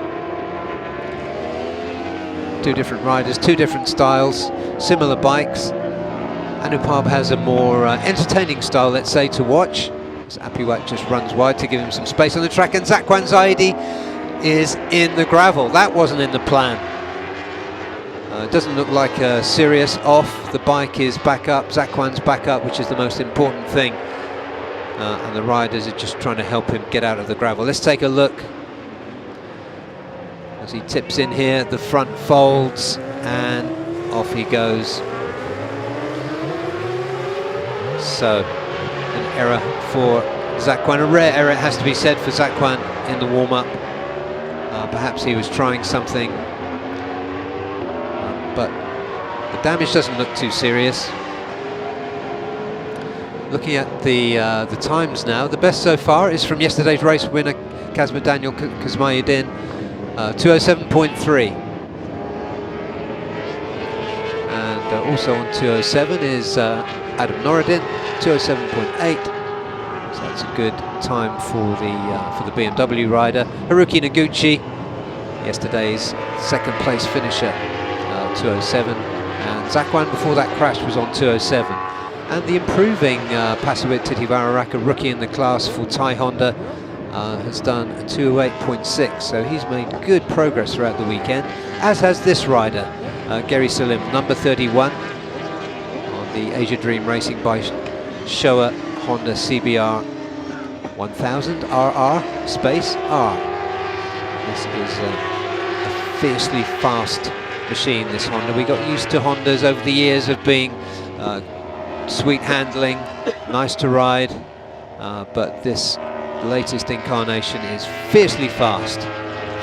We're in there with Apiwat Wongtananon, who's talking with the Öhlins technician, and the man with his back to you is actually Grand Prix legend Wee Chi Wee, the 125 rider, GP 125 rider of repute from the 99, 2000, 2001 seasons. As we go back now with Gary Salim, newcomer to the class from 600s. He has made no secret of the fact that it's a challenge to step up from 600s to 1000. It's not only about the power, but the electronics and how you tame the power, and how you manage the bike and the tyres through the race. There's a lot to think about, and he made no secret of the fact that it is a challenge. But in the team that he's in, with the teammate that he's got, Zakwan Zaidi, he's making really good progress. We saw him running in the 210s in free practice on Friday, and now you can see he's on a 209 if you're looking at the timing screen. Just easing off there for a moment, so this won't be a fast lap, but warm-up is not really about getting the fastest time.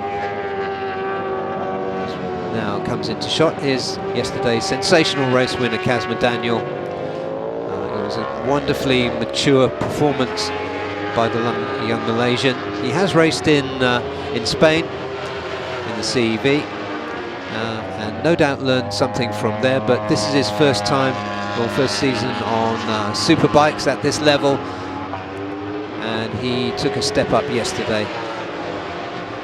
He showed more than speed, he showed maturity, and it was a very fast but measured win that he took yesterday. Super impressed. He was really emotional. The achievement really hit him hard in the nicest possible way. After the race there were tears, and then that very familiar smile came back, and the celebrations began. But now he's thinking about what he's going to do today. Can he repeat that win? Can he make it a double at his home circuit here in Malaysia? Let's just take a look at his sector times here. It's a pretty quick one, 26.5 through sector 1. Let's just stay with him. He's carrying the onboard camera for us today. I think he swapped it with Zakwan Zaidi. So you can see the onboard footage there from Kazma's bike, and you can see where he is on the track from the smaller screen. You can see the pressure the bike's under, the movement as it goes over this track.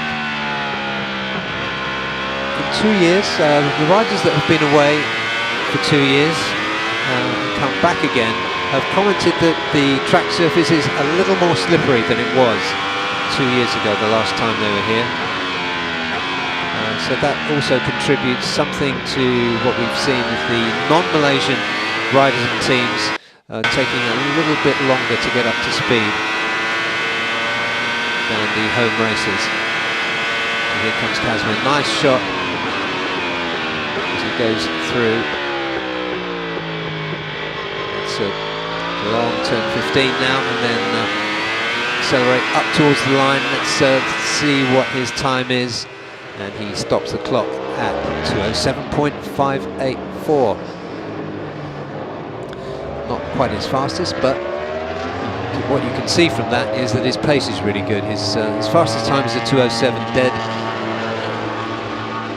Next up, Adam Noureddin going very well on the BMW in 207, and just looking for his teammate Aslan Shah, still in the pits, so nothing much is going to come from this warm-up session. And there's a slightly disconsolate looking Zakwan Zaidi in the Honda Asia Dream Racing pit, and that's Gary Salim, you can see, just leaving the pits there with that distinctive green helmet.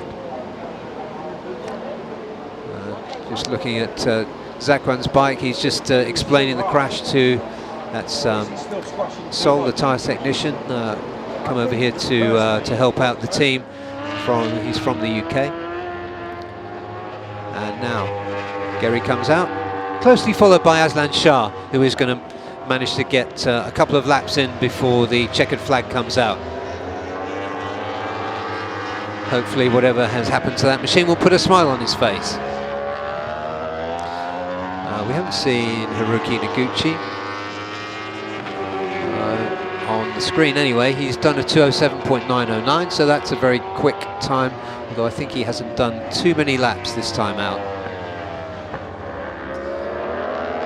And it looks like we're back with the race winner from yesterday, Kaz Mcdaniel.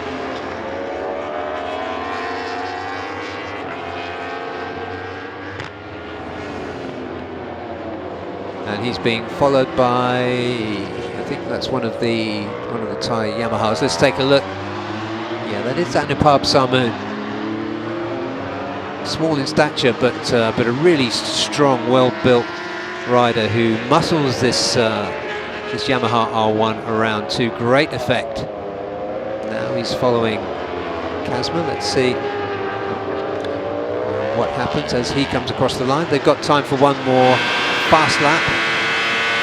Actually, probably two if they're lucky. As they tip into turn one. Kazma first, followed by Anupab. So this will be interesting to watch. Anupab fast, consistent. He took a 5th place yesterday. We saw him on the podium in Buriram in race 1. Just looking down the order here.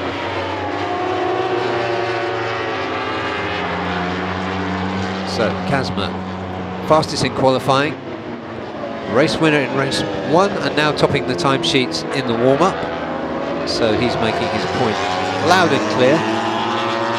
Adenoradin second, he's in the pit, so we may not see him again in this session with just 2.5 minutes remaining on the clock. Anupab getting up nice and close with Kazma. Anupab don't put a race win or a podium past him. He's fiercely competitive. A protege, in fact, of multiple ARRC Supersport 600 champion Desha Kreisar, a Thai rider. A very tough, combative rider himself, and you can really see it in this next generation in the form of Anupab. In his late 20s now, so he's regarded now as one of the mentors in the Yamaha Thailand camp. They work hard in Thailand at bringing riders through. They run races all over the country on makeshift circuits, pick up the talent, bring them into the national series until they reach the level that Anupab has. He's been through and graduated from the VR46 Academy. Asta has his teammate, Apiwat. He's raced in Spain in the CEV. So there's a lot of experience, a lot of quality up and down this field in the ASB 1000 class.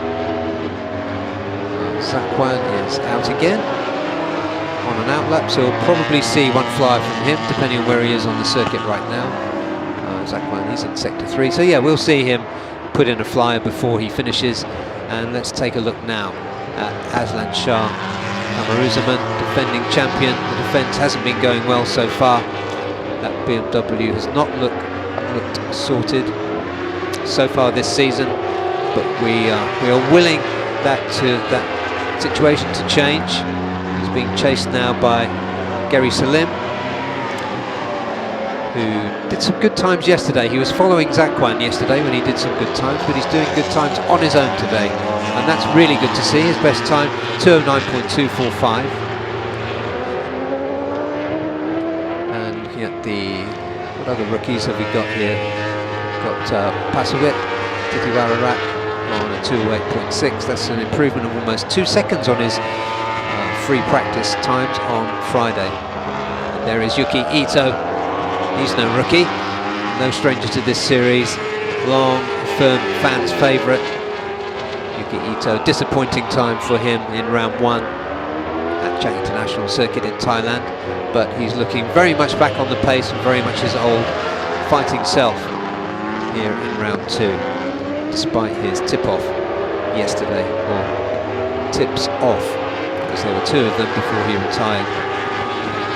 One crash puts most riders out, but not Yuki Ito. It was just back in 2019, which was the last full season for the ARRC, sadly.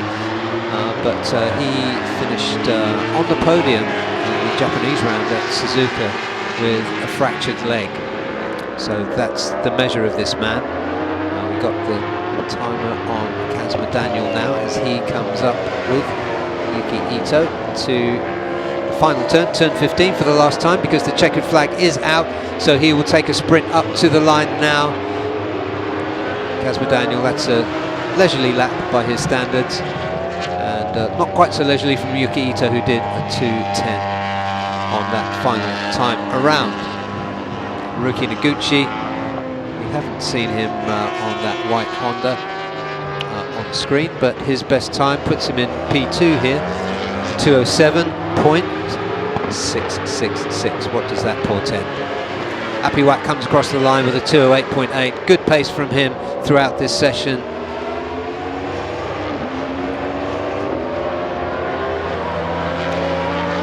That is Gary Salim coming round for the last time. I don't think that was a particularly fast time around for him. No, it was decent, 209.4. But this warm-up is just warm-up. They're trying out things, maybe settings changes that they've made, bedding in brake pads and so on, as we just watch Aslan slowing down and going through into turn 1 on his slowing down lap. Here are the results from that session. First place, once again, get used to it folks, Kaz Mcdaniel, number 27, 207.004, followed by Haruki Noguchi, also in the 207s, 207.666, and Anupab Samu, 207.77. Some symmetry in the numbers there. Zakwan Zaidi, 207.8. Adam Noradin, 207.8. Pasowit, 208.6. Apiwat, 208.7. And Gary Salim, 209.245. Aslan Shah Kamaruzaman didn't manage many laps. His best time was 209.4. Yuki Ito, 209.4. Similar time. TJ Alberto, we didn't see out there, 210, and Victor Racing's Ahmed Daniel Haikal, a 212. Great to see Victor Racing back.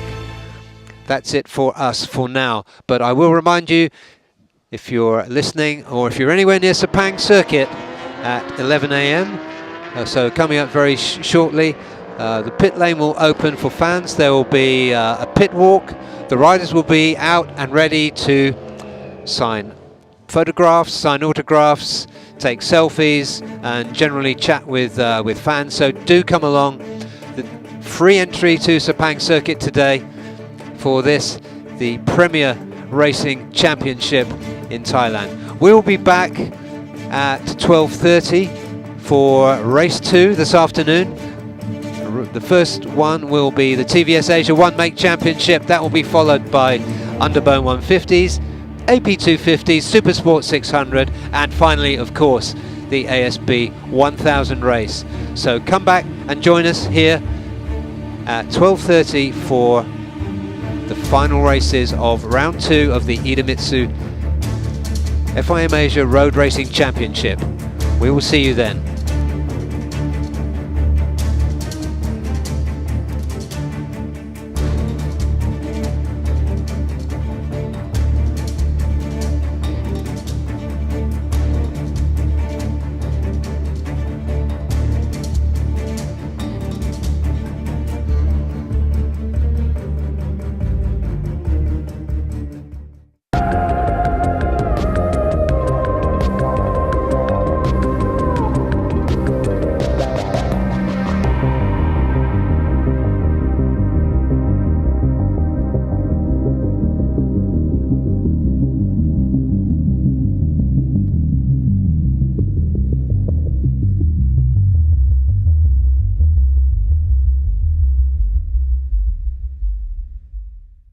Race highlights from race number 1 of the TBS One Make Championship, and on pole position was Vorapang Malawan, the bike number 7.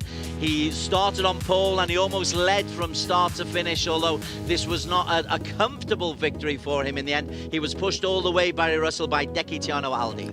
Yeah, he was. Those two broke away from the rest of the group, and there was a fascinating battle behind them, which we'll see as we get a little bit further into the race on these highlights of Faris Fleming, Koen Chang, Fitria Shafan, Natapun Kiaomun. Jagan Kumar, the Indian champion, bike number 1, he started off in the top group, but he had a couple of wobbles. It seems to be an awkward little bike to look after, this TBS. It's very powerful, but if you get it wrong, if you get the braking wrong, you can easily go down the honours table. Yeah, I think if we could hear them on the down change, you'd hear them blipping the throttle to try and bring the engine speed up to stop that rear wheel lockup, which I think has been causing the riders to run wide, as we've seen on many occasions. Great battle for P3. It involved number 15, Fitri Ashraf from Malaysia, Kerwin Chang from the Philippines, and the man who would actually eventually get it, bike number 10, Varis Fleming, a teenager who's of Thai Australian origin. But they were a long way behind the eventual winners, over 5.5 seconds in the end between these front two. And we thought maybe that Deki Tiano, if he could get close on this final straight, might have a chance, but he never really got close, Barry. No, he didn't. Warapong showed his experience as well as his speed then. I think he timed his brake, because that is a little break he made. He just got clear, so it was difficult for Deki to get into his slipstream. But very close on the line, less than 1/10 of a second. Second place just taken by Varis Fleming. He'll be very happy with that, but nobody happier than the race winner, Laura.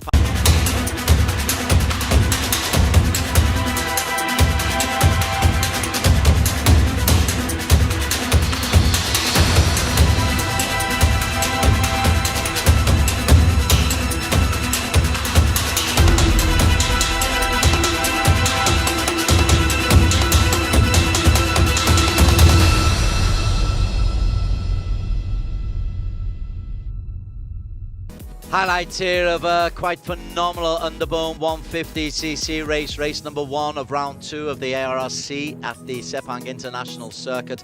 Man on pole was Cheryl Shazras, a wild card coming from the Honda Uzi racing team. He upset everybody. Wild cards being on pole isn't what you expect. April King Moscada was in a really tight group, but from very early on, Barry Russell, you can just see that this was going to be a particularly congested contest. There was 15 bikes at the front, and Cheryl was there for lap after lap. He took a nudge. We just saw an early end to the race for Giancarlo, but he was quite muscular in that race, quite aggressive against other riders. He gave a good nudge to Gupita Kresna, who wasn't happy about that. Bike 46, Ahmed Fazli Sham. He made sure he was always close to the front, and I really did think that he was the man who came through and actually took the race victory, so apologies for that. But behind him, 12-year-old Kiandra Ramadipa would finish inside the top 10. You've got young racers and veterans in the underbones. Yeah, that's beautiful, isn't it? Fazli Sham is, as we see, that was Tahirudin taken out. Going down, and very unhappy about it he was. That meant his teammate, though, Ahmed FIM ARRC, had a chance to get away. This is where Fazli Sham lost it. A little mistake there, or maybe just being edged out. And then Charles Shazras was taken out, just caught the back end, and he was disappointed. Not he could do with about that. And then into the final lap. Anybody's race, except I didn't call Hafiza Rofa once. And guess who comes and takes the victory? Surprise. After all these years, Des, underbone racing can still confound you. But he appears from nowhere. He's behind the front two. There he is. He comes out from the outside, sprints around, goes around to the front. Hafiza Rofa takes it. Still has a time to put his hand up in the air as well. That's how confident he was as well.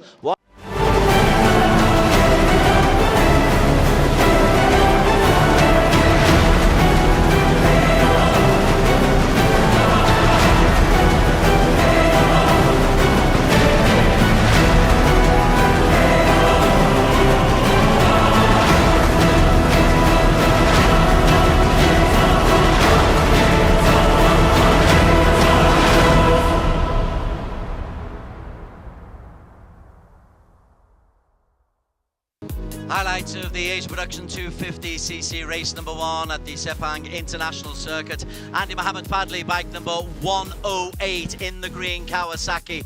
Fastest in qualification, fastest off the line. And Barry Russell alongside me, there's Corkill. We thought that Andy Mohammed Padley would race away, or at least I did. You were a lot more sceptical. You thought that the Astra Honda racing team would pull that gap back. A little bit, just because of the quality in that Astra Honda garage. But just at this early stage in lap 1, you could just see Andy pulling away a little bit. I think right at the end of the lap, as they moved into lap 2, that gap started to close up. and there you saw a little bit of a disagreement there between Angie Setiawan and Aiki Iyoshi. Angie Setiawan fought really well in that race. First man to go out though, Ray Ratakore sliding off front end, and then Iyoshi, having been involved in that contretemps with Angie Setiawan, he went into the lead, and I think that caught a little bit Andy Mohamed Fadli by surprise. And Reza Danica, bike 123, he was right on the tail end of Andy Mohamed Fadli, and suddenly a 1 second lead. It was looking a little bit glum in the Kawasaki garage. Yeah. Reza Danica stalked his way up to get himself in touch with those front two Kawasaki's. Once he was there, and threatening for the win. Idlan Hakimi, he just slides out, gets it completely wrong, loses the front end. He would go on and actually finish the race, but that was frustrating for the Idemitsu Bunchu Honda team. Back up to the front, we're on to the final lap here, and this is this is the move that Andy Mohamed Fadli makes to get himself back into the lead. Going up the hill, he's in third place, and then he squeezes his way through back into P2. By the time we're at the end of the long straight, he's got the inside line. Iyoshi is pushed wide by Reza Danica. Andy Mohamed Fadli goes on to take his second win in 3 races. Reza Danica picks up his 3rd podium in 3, and poor old Ayuki Iyoshi has to be content with P3 for his first podium of the season.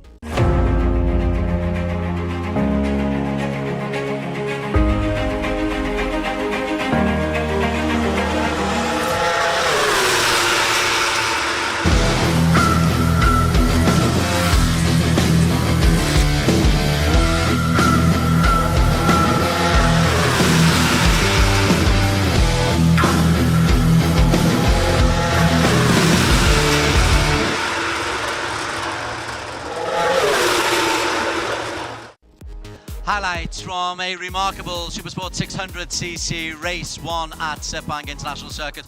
Look at Izam Iqmal, the man in green, started in P10, gets himself up right the way into P1. I have not seen a more extraordinary start. Izam would eventually finish back down where he started in Izam, but he gave us great entertainment for the first lap and a half. Yeah, didn't he? All the entertainment was at the front. At the beginning of the race. After that, it settled down into a really absorbing battle of strategy. As we see, it was Gritchporn, the Thai rider, going out there for Thai Honda. But great to see Powie coming back at the front of a race after the problems that he's had with injury. Yeah, it did seem like Caroline Powie and Andy Farad Izdahar would have this one sorted out, and we were focused on 1 or 2 problems for Helmi Asman. We weren't sure whether Azroi Hakim would be able to be strong enough. Helmi Asman, championship leader, coming into the race, and probably will still hold on to the championship lead. But we didn't reckon with our bike number 66, Ibrahim Noureddin. You called it relatively early. They'd seen an interview that he said he had to be a little bit more conservative at the start of races and grow into races. My word, that's what he did. And he reflected that in his post-race interview, didn't he? He said he was concerned. I wasn't conserving my tyres, I was conserving myself. And he did it. I'm really impressed, and I'm also really pleased for him. You can just see sometimes when a rider psychologically takes a step up, his speed was never in doubt. And there's his team manager, bike number 66. When it came to the final lap, though, what we thought would be a shootout on the final corner, well, Ibrahim had actually demolished the field by this time. He made himself so far away, he wasn't going to give a toe to Caroline Powie or to the man who came 3rd, Azroi Hakim Anwar. And in the end, this was a comprehensive victory, a half second, and the victory cheer from Zulhelmi on the pit wall as well. So a first win of the season at Supersport 600 for Ibrahim Noureddin, but it's his 3rd podium, and he's a real championship challenger.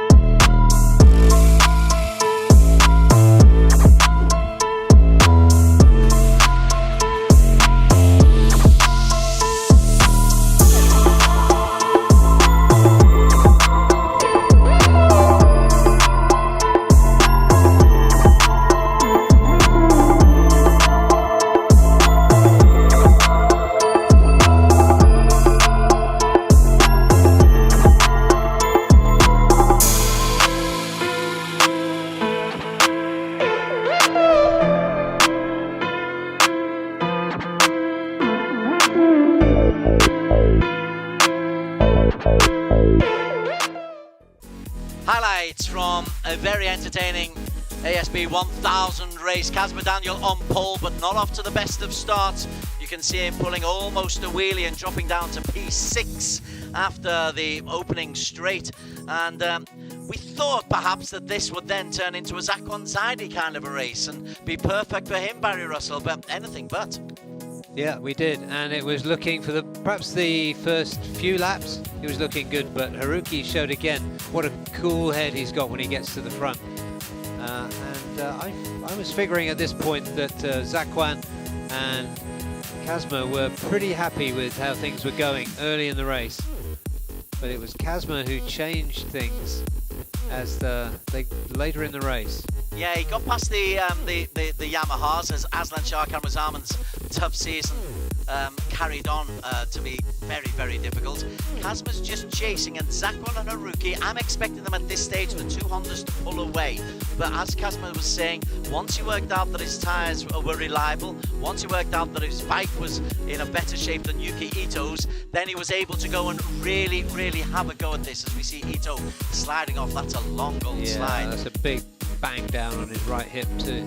Yeah, that'll hurt. But then here's the move. Up into corner 9, Zakwan is taken, and then he knows, I think, that he has got the ability to take this. The following lap, identical place, he would go and take Haruki. Yeah, this is when the tempo changed, just the feeling of the race changed, and you knew that Kazma was going to try and get past and move away. Haruki Noguchi tries his very best. We visited the pit crew, possibly the wrong pit crew to finish, because by this time Haruki was in a battle for P3, never mind for P1, because Kaz Mcdaniel made his move going up onto turn number 9 and was so far clear by the finish line that our focus wasn't on him, our focus was on the battle for P2.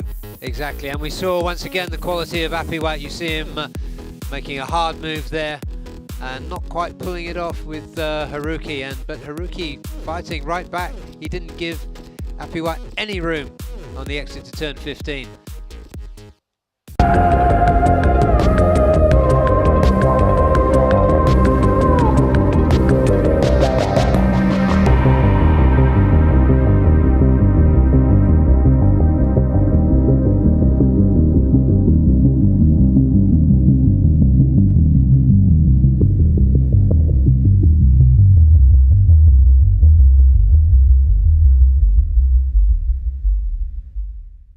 Race highlights from race number 1 of the TBS One Make Championship, and on pole position was Vorapang Malawan, the bike number 7. He started on pole and he almost led from start to finish, although this was not a comfortable victory for him in the end. He was pushed all the way, Barry Russell, by Deki Tiano Aldi. Yeah, he was. Those two broke away from the rest of the group, and there was a fascinating battle behind them, which we'll see as we get a little bit further into the race on these highlights of Faris Fleming, Koen Chang, Fitri Ashaf and Natapun Kiaomun. Jagan Kumar, the Indian champion, bike number 1, he started off in the top group, but he had a couple of wobbles. It seems to be an awkward little bike to look after, this TBS. It's very powerful, but if you get it wrong, if you get the braking wrong, you can easily go down the honours table. Yeah, I think if we could hear them on the down change, you'd hear them blipping the throttle to try and bring the engine speed up to stop that rear wheel lockup, which I think has been causing the riders to run wide, as we've seen on many occasions. Great battle for P3. It involved number 15, Fitri Ashraf from Malaysia, Kerwin Chang from the Philippines, and the man who would actually eventually get it, bike number 10, Faris Fleming, a teenager who's of Thai Australian origin.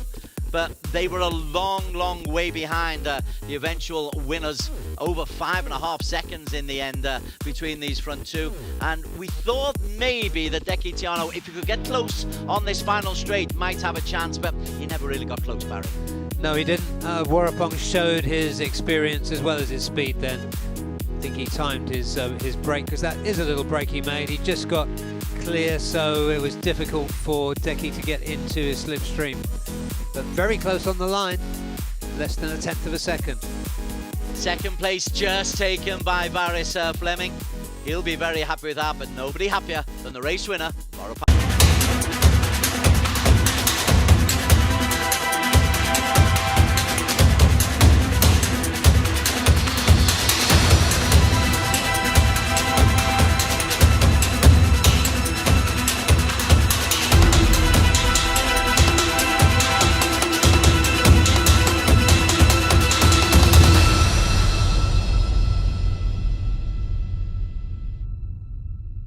Highlights here of a quite phenomenal underbone 150cc race number 1 of round 2 of the ARRC at the Sepang International Circuit.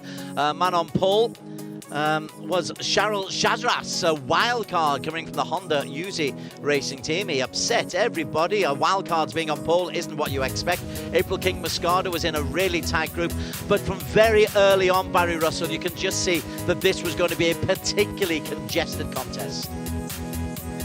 There was 15 bikes at the front, and Cheryl was there for lap after lap. He took a nudge. We just saw an early end to the race for Giancarlo, but he was quite muscular in that race, quite aggressive against other riders. He gave a good nudge to Gupita Kresna, who wasn't happy about that. Bike 46, Ahmed Fazli Sham, he made sure he was always close to the front, and I really did think that he was the man who came through and actually took the race victory, so apologies for that. But behind him, 12-year-old Kiandra Ramadipa would finish inside the top 10. You've got young racers and veterans in the underbones. Yeah, that's beautiful, isn't it? Fazli Sham is, as we see, that was Tahirudin taken out. Going down, and very unhappy about it he was.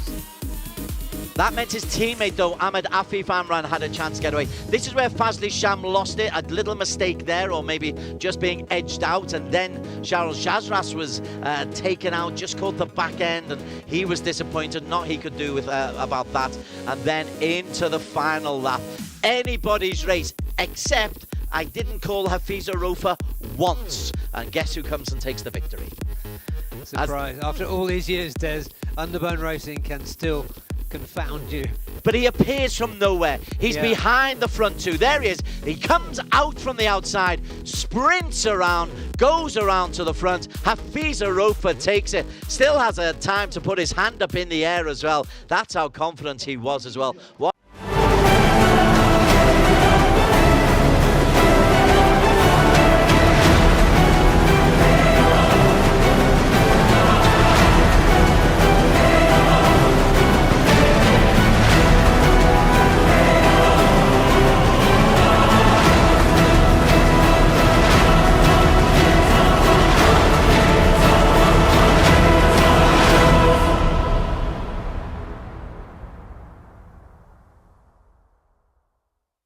Highlights of the Asia Production 250cc race number 1 at the Sepang International Circuit. Andy Mohammed Fadli, bike number 108 in the green Kawasaki.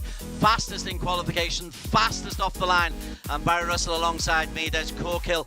We thought that Andy Mohammed Fadli would race away, or at least I did. You were a lot more sceptical. You thought that the Astra Honda racing team would pull that gap back. A little bit, just because of the quality in that Astra Honda garage. But just at this early stage in lap 1, you could just see Andy pulling away a little bit. I think right at the end of the lap, as they moved into lap 2, that gap started to close up, and there you saw a little bit of a disagreement there between Angie Setiawan and Aiki Iyoshi. Angie Setiawan fought really well in that race. First man to go out though, Ray Ratakore sliding off front end, and then Iyoshi, having been involved in that contretemps with Angie Setiawan, he went into the lead, and I think that caught a little bit Andy Mohammed Fadli by surprise.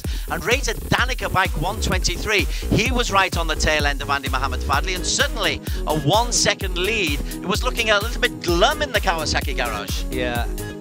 Reza Danica stalked his way up to get himself in touch with those front two Kawasaki's. Once he was there, and threatening for the win.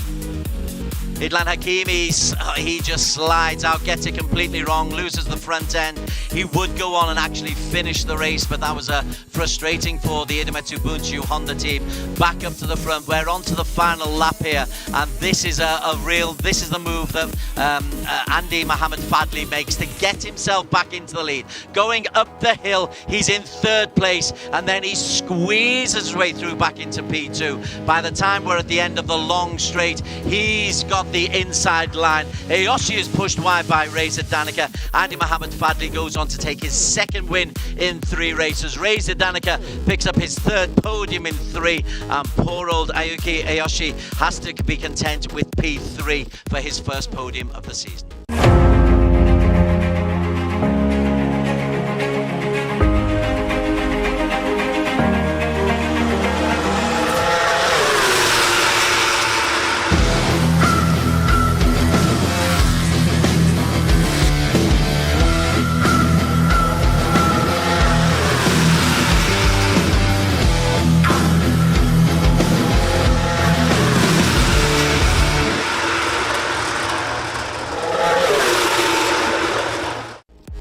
Highlights from a remarkable Supersport 600cc race won at Sepang International Circuit. Look at Izam Iqmal, the man in green, started in P10, gets himself up right the way into P1. I have not seen a more extraordinary start. Izam would eventually finish back down where he started in Izam, but he gave us great entertainment for the first lap and a half. Yeah, didn't he? All the entertainment was at the front. At the beginning of the race. After that, it settled down into a really absorbing battle of strategy. As we see, it was Gritchporn, the Thai rider, going out there for Thai Honda. But great to see Powie coming back at the front of a race after the problems that he's had with injury. Yeah, it did seem like Caroline Powie and Andy Farad-Izdahar would have this one sorted out, and we were focused on one or two problems for Helmi Asman. We weren't sure whether Azerite Hakim would be able to be strong enough. Helmi Asman, championship leader, coming into the race, and probably will still hold on to the championship lead, but we didn't reckon with our bike number 66, Ibrahim Noureddin. You called it relatively early. They'd seen an interview that he said he had to be a little bit more conservative at the start of races and grow into races. My word, that's what he did. And he reflected that in his post-race interview, didn't he? He said he was concerned. I wasn't conserving my tyres, I was conserving myself. And he did it. I'm really impressed, and I'm also really pleased for him. You can just see sometimes when a rider psychologically takes a step up, his speed was never in doubt. And there's his team manager, bike number 66. When it came to the final lap, though, what we thought would be a shootout on the final corner, well, Ibrahim had actually demolished the field by this time. He made himself so far away, he wasn't going to give a toe to Caroline Powie or to the man who came third, Azerite Hakim Anwar. And in the end, this was a comprehensive victory, a half second, and the victory cheer from Zulhelmi on the pit wall as well. So a first win of the season at Supersport 600 for Ibrahim Noureddin, but it's his third podium and he's a real championship challenger.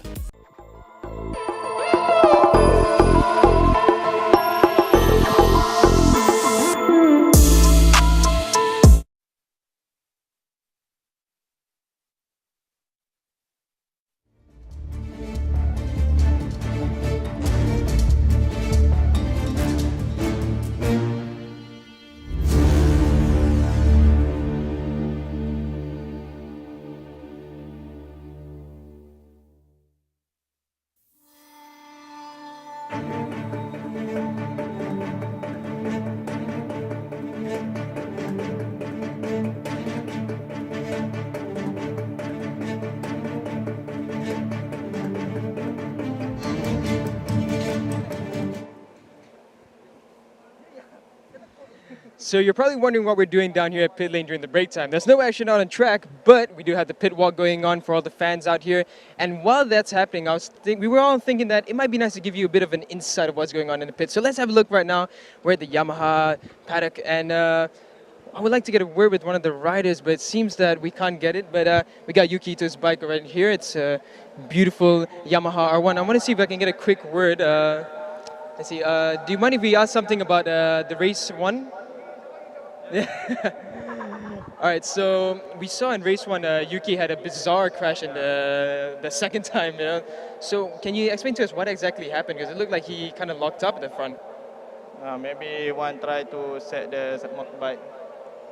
But it was just it wasn't rider error, was it? Or I cannot as well because of chip mechanic.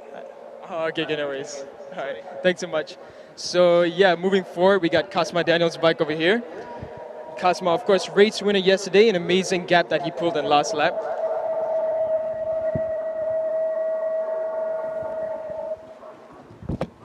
And moving forward, we got the Honda Asia Dream Racing, and this isn't the rider, but this is the team manager. And of course, we got Zakwan there, beautiful stickers for Zakwa and Jerry Salim.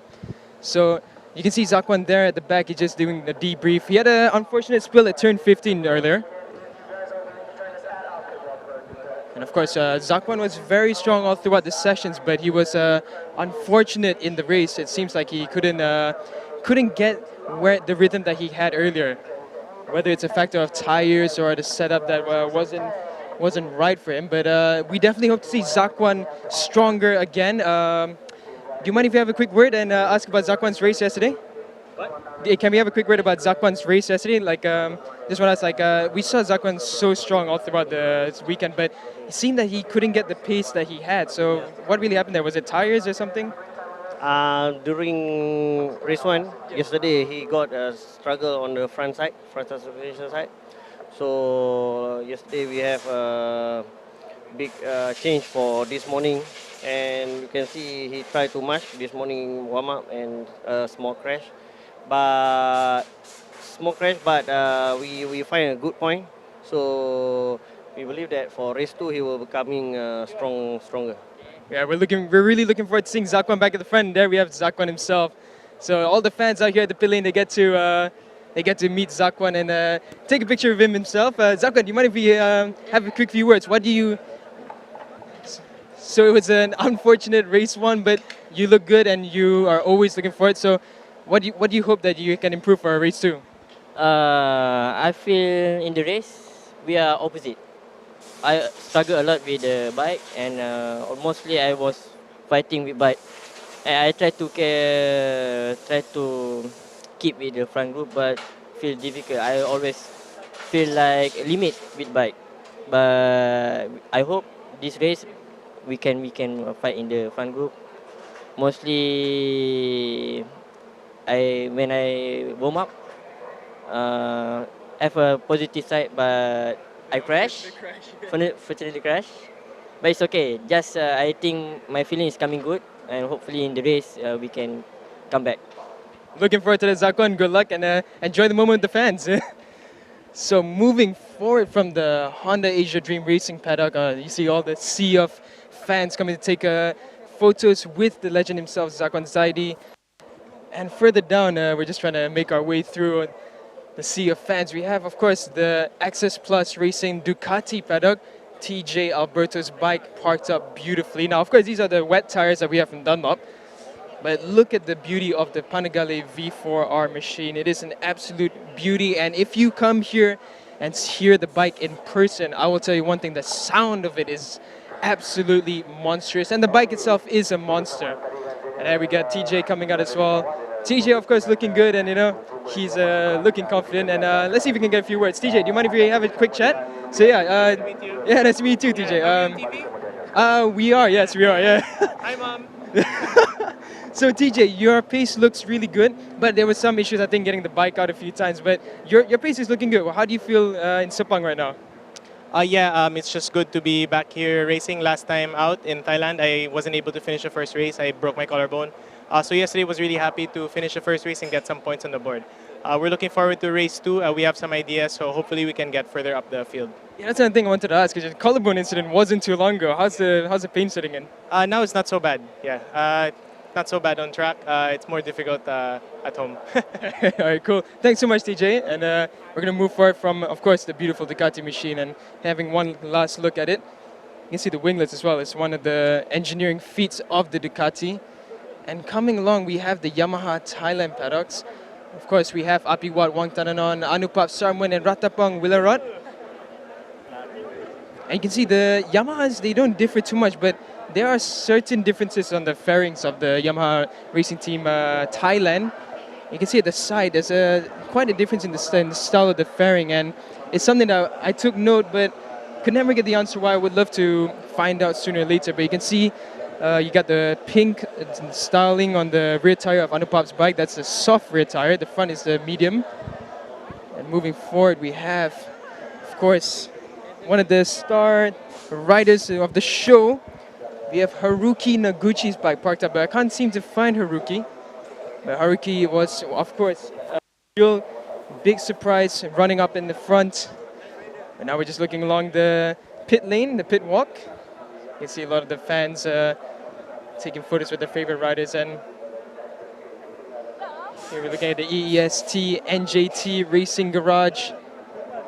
Of course, there was a big moment there in the warm-up, and rider looks fine, sorry. And yeah, so everyone's looking good. Everyone's in positive vibes. But looking down the line, we see Haruki now. I'm going to try and get a quick chat with Haruki's team and just ask about yesterday's situation. Looking at the line, and yes, of course, this is why if you missed out coming to Sepang, you really missed out because we have the pit walk and all the action coming ahead. And, looks like Haruki's team is a bit busy, so we'll have a word with them later on in the day and see whether they switch up the tire choices. Coming down, we have again one of the Thai teams, Estimo Honda Racing Thailand. Of course, on the CBR 1000 RRR as well. There you go, look at the heroes of the track. Actually, it's the Marshals. These are the guys who make sure that the riders are cleared, safe, and away from the danger if there's an incident. And further up the grid, we have one of the local teams, the 1XOX TKKR racing teams. And we have Azlan Shah Kamar Zaman, the legend of the ASB 1000 category himself and Super Sport 600. So he's having a chat with the fans. We're going to try talk with him through about what happened in the early session. So, Azlan, do you mind if we have a chat? Okay. Finally, yes, we get to talk. So, Azlan, it's been a tough weekend for you. Yes, and even in the warm-up earlier, it looked like you had a bit of a struggle with the bike. Can you give us an insight on what was going on? It's tough weekend. We have some mechanical issue yesterday. We sorted out in the race, but unlucky just turn 2 I high side and crash. Cannot start again the race. But in warm up, we have tried something new, but it's not working. But we know already what's the problem. We try to set it out in the race. I hope we have gonna have a good race. Yeah, we are hoping for that too because we want to see you at the front. So good luck, Azlan, and we hope to see you at the front again. Yeah. So we're just gonna get a good look at Azlan's bike and see there the mechanic still working on the bike, trying to get the defending champion himself back at the front. And we know definitely what the defending champion is capable of. Moving down the line, we're seeing the other categories that the 1XOX TKKR racing team has. We have Adam Nordin as well. Adam Nordin, great warm-up session for him. So we'll let the fans take some photos first if they need to. For now, we'll have a quick word. So Adam, great warm-up session. I think your timing was really good. So what can you expect for race 2? Do you think that you can latch on yourself onto the front of the group? Yes, of course we are hoping to get improvement every session, because yesterday I missed the group, so bit hard time. But anyway, I'm looking forward. This weekend we make quite good step. Few thing adjustment for warm up, and the result is there.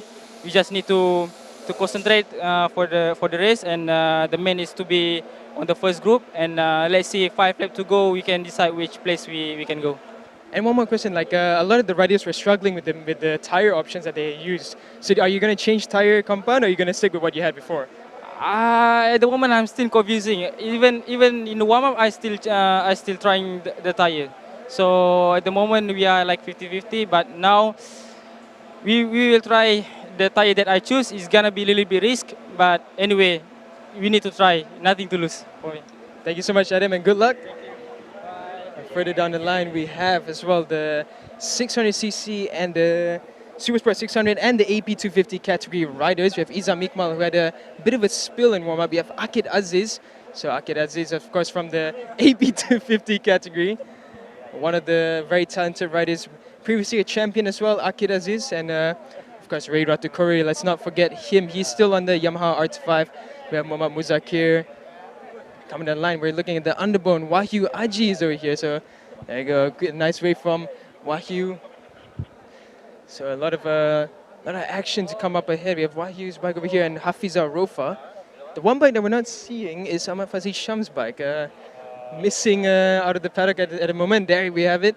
The race winner of race 1, Hafiza Rofa. Great performance for Hafiza. And the way that he came up, he planned this race so spectacularly and just shot straight to the front. Of course, you have Ahmad Fazi Sham there looking cheerful as ever. Of course, Ahmad Fazi Sham missed out in round 1, but he is back and fighting once again. Here we have the Honda Racing Thailand. All the riders up in front, ready to take photos with the fans and give them the signed stickers. Now, these are priceless artifacts you can get if you come down to the pit walk for the fans. Signed stickers from potential champions of Asia and hopefully one day the world. Now moving down the order, we're going down the pit lane once again. We have the SIC Racing Team Paddock. Of course, this is the race winner, Ibrahim Nordin.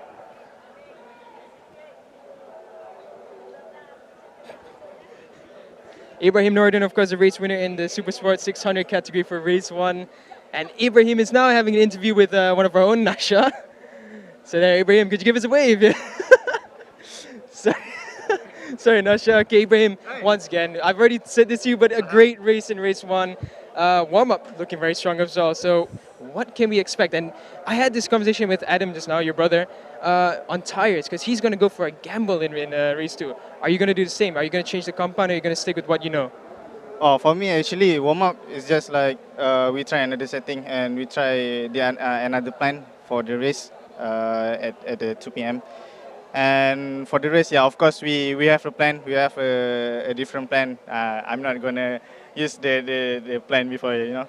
So I just going empty my mind for the race. And yeah, I wish I could win for once again, you know, yeah. So that's interesting. The two brothers changing their plans for the race too. But good luck, Ibrahim. We hope to see you fighting in the front once again. And now moving down the order, we have a lot of fans out here today, hoping to get photos with their favorite riders. Yeah. You can see the large group of Honda fans here today. Honda is out in a sea of red, showing the support to the Honda riders. Now moving, we have the Astra Honda Racing Team riders. A lot of riders over here. Of course, they have the second place trophy there. Astra Honda showing very strong performances all throughout the AP250 and Super Sport 600, and we hope to see them fighting strong up in front. And you can see all the riders very happy and jubilant. Excited to make progress are the Honda riders, and they have been making progress. We saw them struggling, but step by step we're seeing them really make progress. And especially in the AP250, we saw Reza Danica as well making an absolute amazing performance, challenging the Kawasaki's going up forward. Here we're looking at Yamaha Racing Indonesia. We have Galang Hendra in this paddock as well. A lot of big names from Indonesia and the Yamaha Racing team. I'm just gonna let them wave at the camera and take photos with the fans as we walk our way down. Now the next paddock is one of the paddocks which have been so influential in the sense of the riders that they've been putting out, the Bunsu Honda Racing Team. Now 3 of the riders in the Super Sport 600s have been challenging the top 3 positions non-stop. And of course we have one of the star names, Khairul Idampawi, sitting there. Next to him is the walkout rider Firdaus Hamdan. Great performance from him for a first-timer. Next to him also is a champion, Helmi Azman. Following next to him is Azrar Hakim Anwar, and one of the young talents of the Honda program is Idlan Hakimi. Now, of course, we've seen the Honda Racing, the Bunsu Honda Racing team. They nearly locked out the top 3 in every session, but step by step, we've seen that the Hondas are getting challenged. So everyone's starting to get their rhythm and getting their potential shown. But the Hondas will definitely be looking to lock out the top 3. And a good wave there from Azrar Hakim. We're going to let them take photos of the riders there. The fans all in large groups trying to take photos with them. And moving on the order, we actually have the Dunlop pits. Now this is going to be interesting. I can show you some technical info about the Dunlop tires over here. Now, okay, if we come up and look at the Dunlop tires.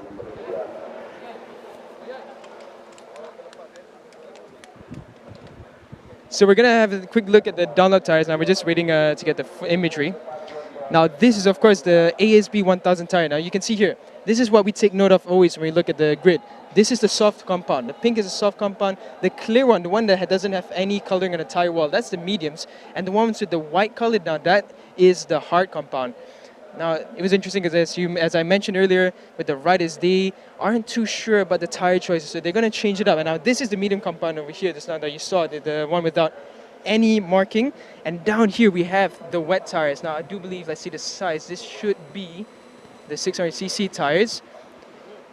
And here you have the front tires. Apologies, this is the underbone tire, and this is the front pair. So you can see the grooves, very deep grooves, and they're really important to make sure to channel the water away from the bike.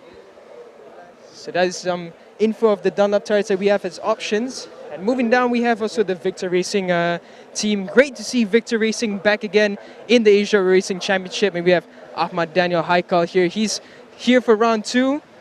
In a good way from Daniel Haikal.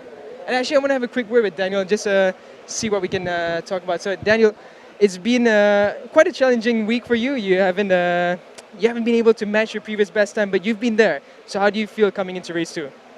For now, I focus on my riding with Yamaha, and then it's quite different. So, my target for race 2, I want to stay in the group. If I can, I all out and try my best. Definitely, you can try your best. You got nothing to lose, and let's hope to see you fighting at the front. And it's great once again to see Victor Racing back in Asia Racing Championship. It's honestly beautiful to see them back. And here we have some of the star names. We have Andy Muhammad Fadli and Aiki Yoshi's pit, the Manotech Sniper Kawasaki Racing team. And there we got a good shot of Andy Muhammad Fadli's beautiful helmet design, one of the KYT helmets. And one helmet that really strikes and captures your eyes is Aiki Yoshi's helmet. Beautiful looking helmet, and there getting a good look at Andy Muhammad Fadli's bike. But it seems that the riders aren't out in front for now.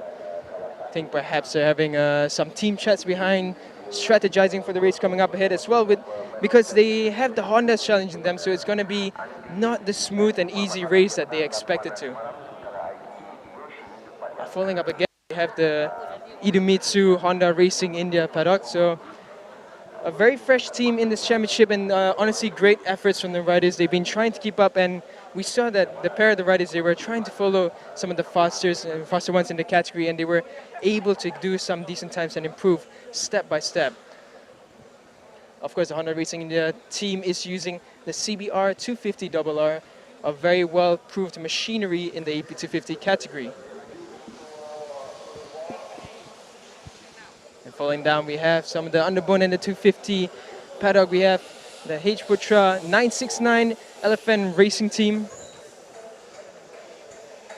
Of course, one of the star names in this team is none other than Raphael Topan. Raphael Topan still currently sitting 4th in the championship, if my memory serves me right. But disappointing so far weekend for him, so we hope to see him fighting back up ahead. Honda. Now we're looking at the Idemitsu Honda Racing Team Vietnam. We have Duc Than and Antoine, and as well as Car Vietnam. This is Car Vietnam's bike here. And the rider is missing in action for now. Moving forward, we have the Uma Racing Maju Motor Racing Team.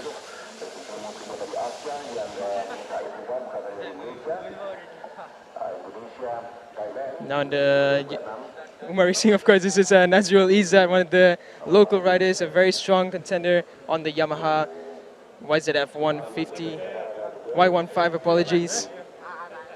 And of course, we also cannot forget our Filipino rider over here. We have April Mercado. April, a strong performance for him in race 1. He was within the group, but he does hope to get a few more places up and collect as many points as he can. And I am seeing here at the One for All paddock now we have a legend from the underbone category as well. He's back here and I'm here to see the fans. You know, it's always great to see the riders come back and say hi. So Rato, it's been a while since we've seen you here. And how does it feel being back here at the paddock? I'm so when I see everybody race, my heart can accept and very hard, but I must release and come to see everybody and friendship. So I come to One for All teams like a staff, monitor, rider, and strategy. Well, it's great to have you back here, and it's happy seeing a happy face once again here. So what a great information we got there. Having a proven rider, a real tough contender back in the day, being one of the reference points for the riders and being one of the coaches, so to speak, there with him. And here we're looking at Afif and Ayman Tahiruddin, so of the Cardinals racing team. Ayman, of course, unfortunately having a spill in race 1, but Afif managing to finish well within the front group. And the Cardinals team showing very strong performances. Even in 2020, we saw them having exceptional performances in the likes of Ahmad Fazrul Sham. Now they have 2 young riders, young Malaysians, Ayman Tahiruddin and Afif Amran. And you can see the spirit at Cardinals is very cheerful. They're enjoying the weekend so far. And the fans really out in numbers for the Cardinals racing team. It looks like there's some sort of a lucky draw for the fans, so that's really great to see. That it looks like the fans can take a number and get a free shirt or a towel, or even a keychain, I believe that is, so that's really great to see.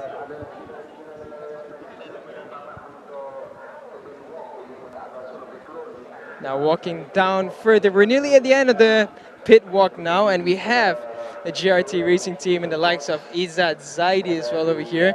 Nothing less than a star is Izzat. He's been very strong this weekend. There we have Izzat and of course Hafid Pratama, his teammate.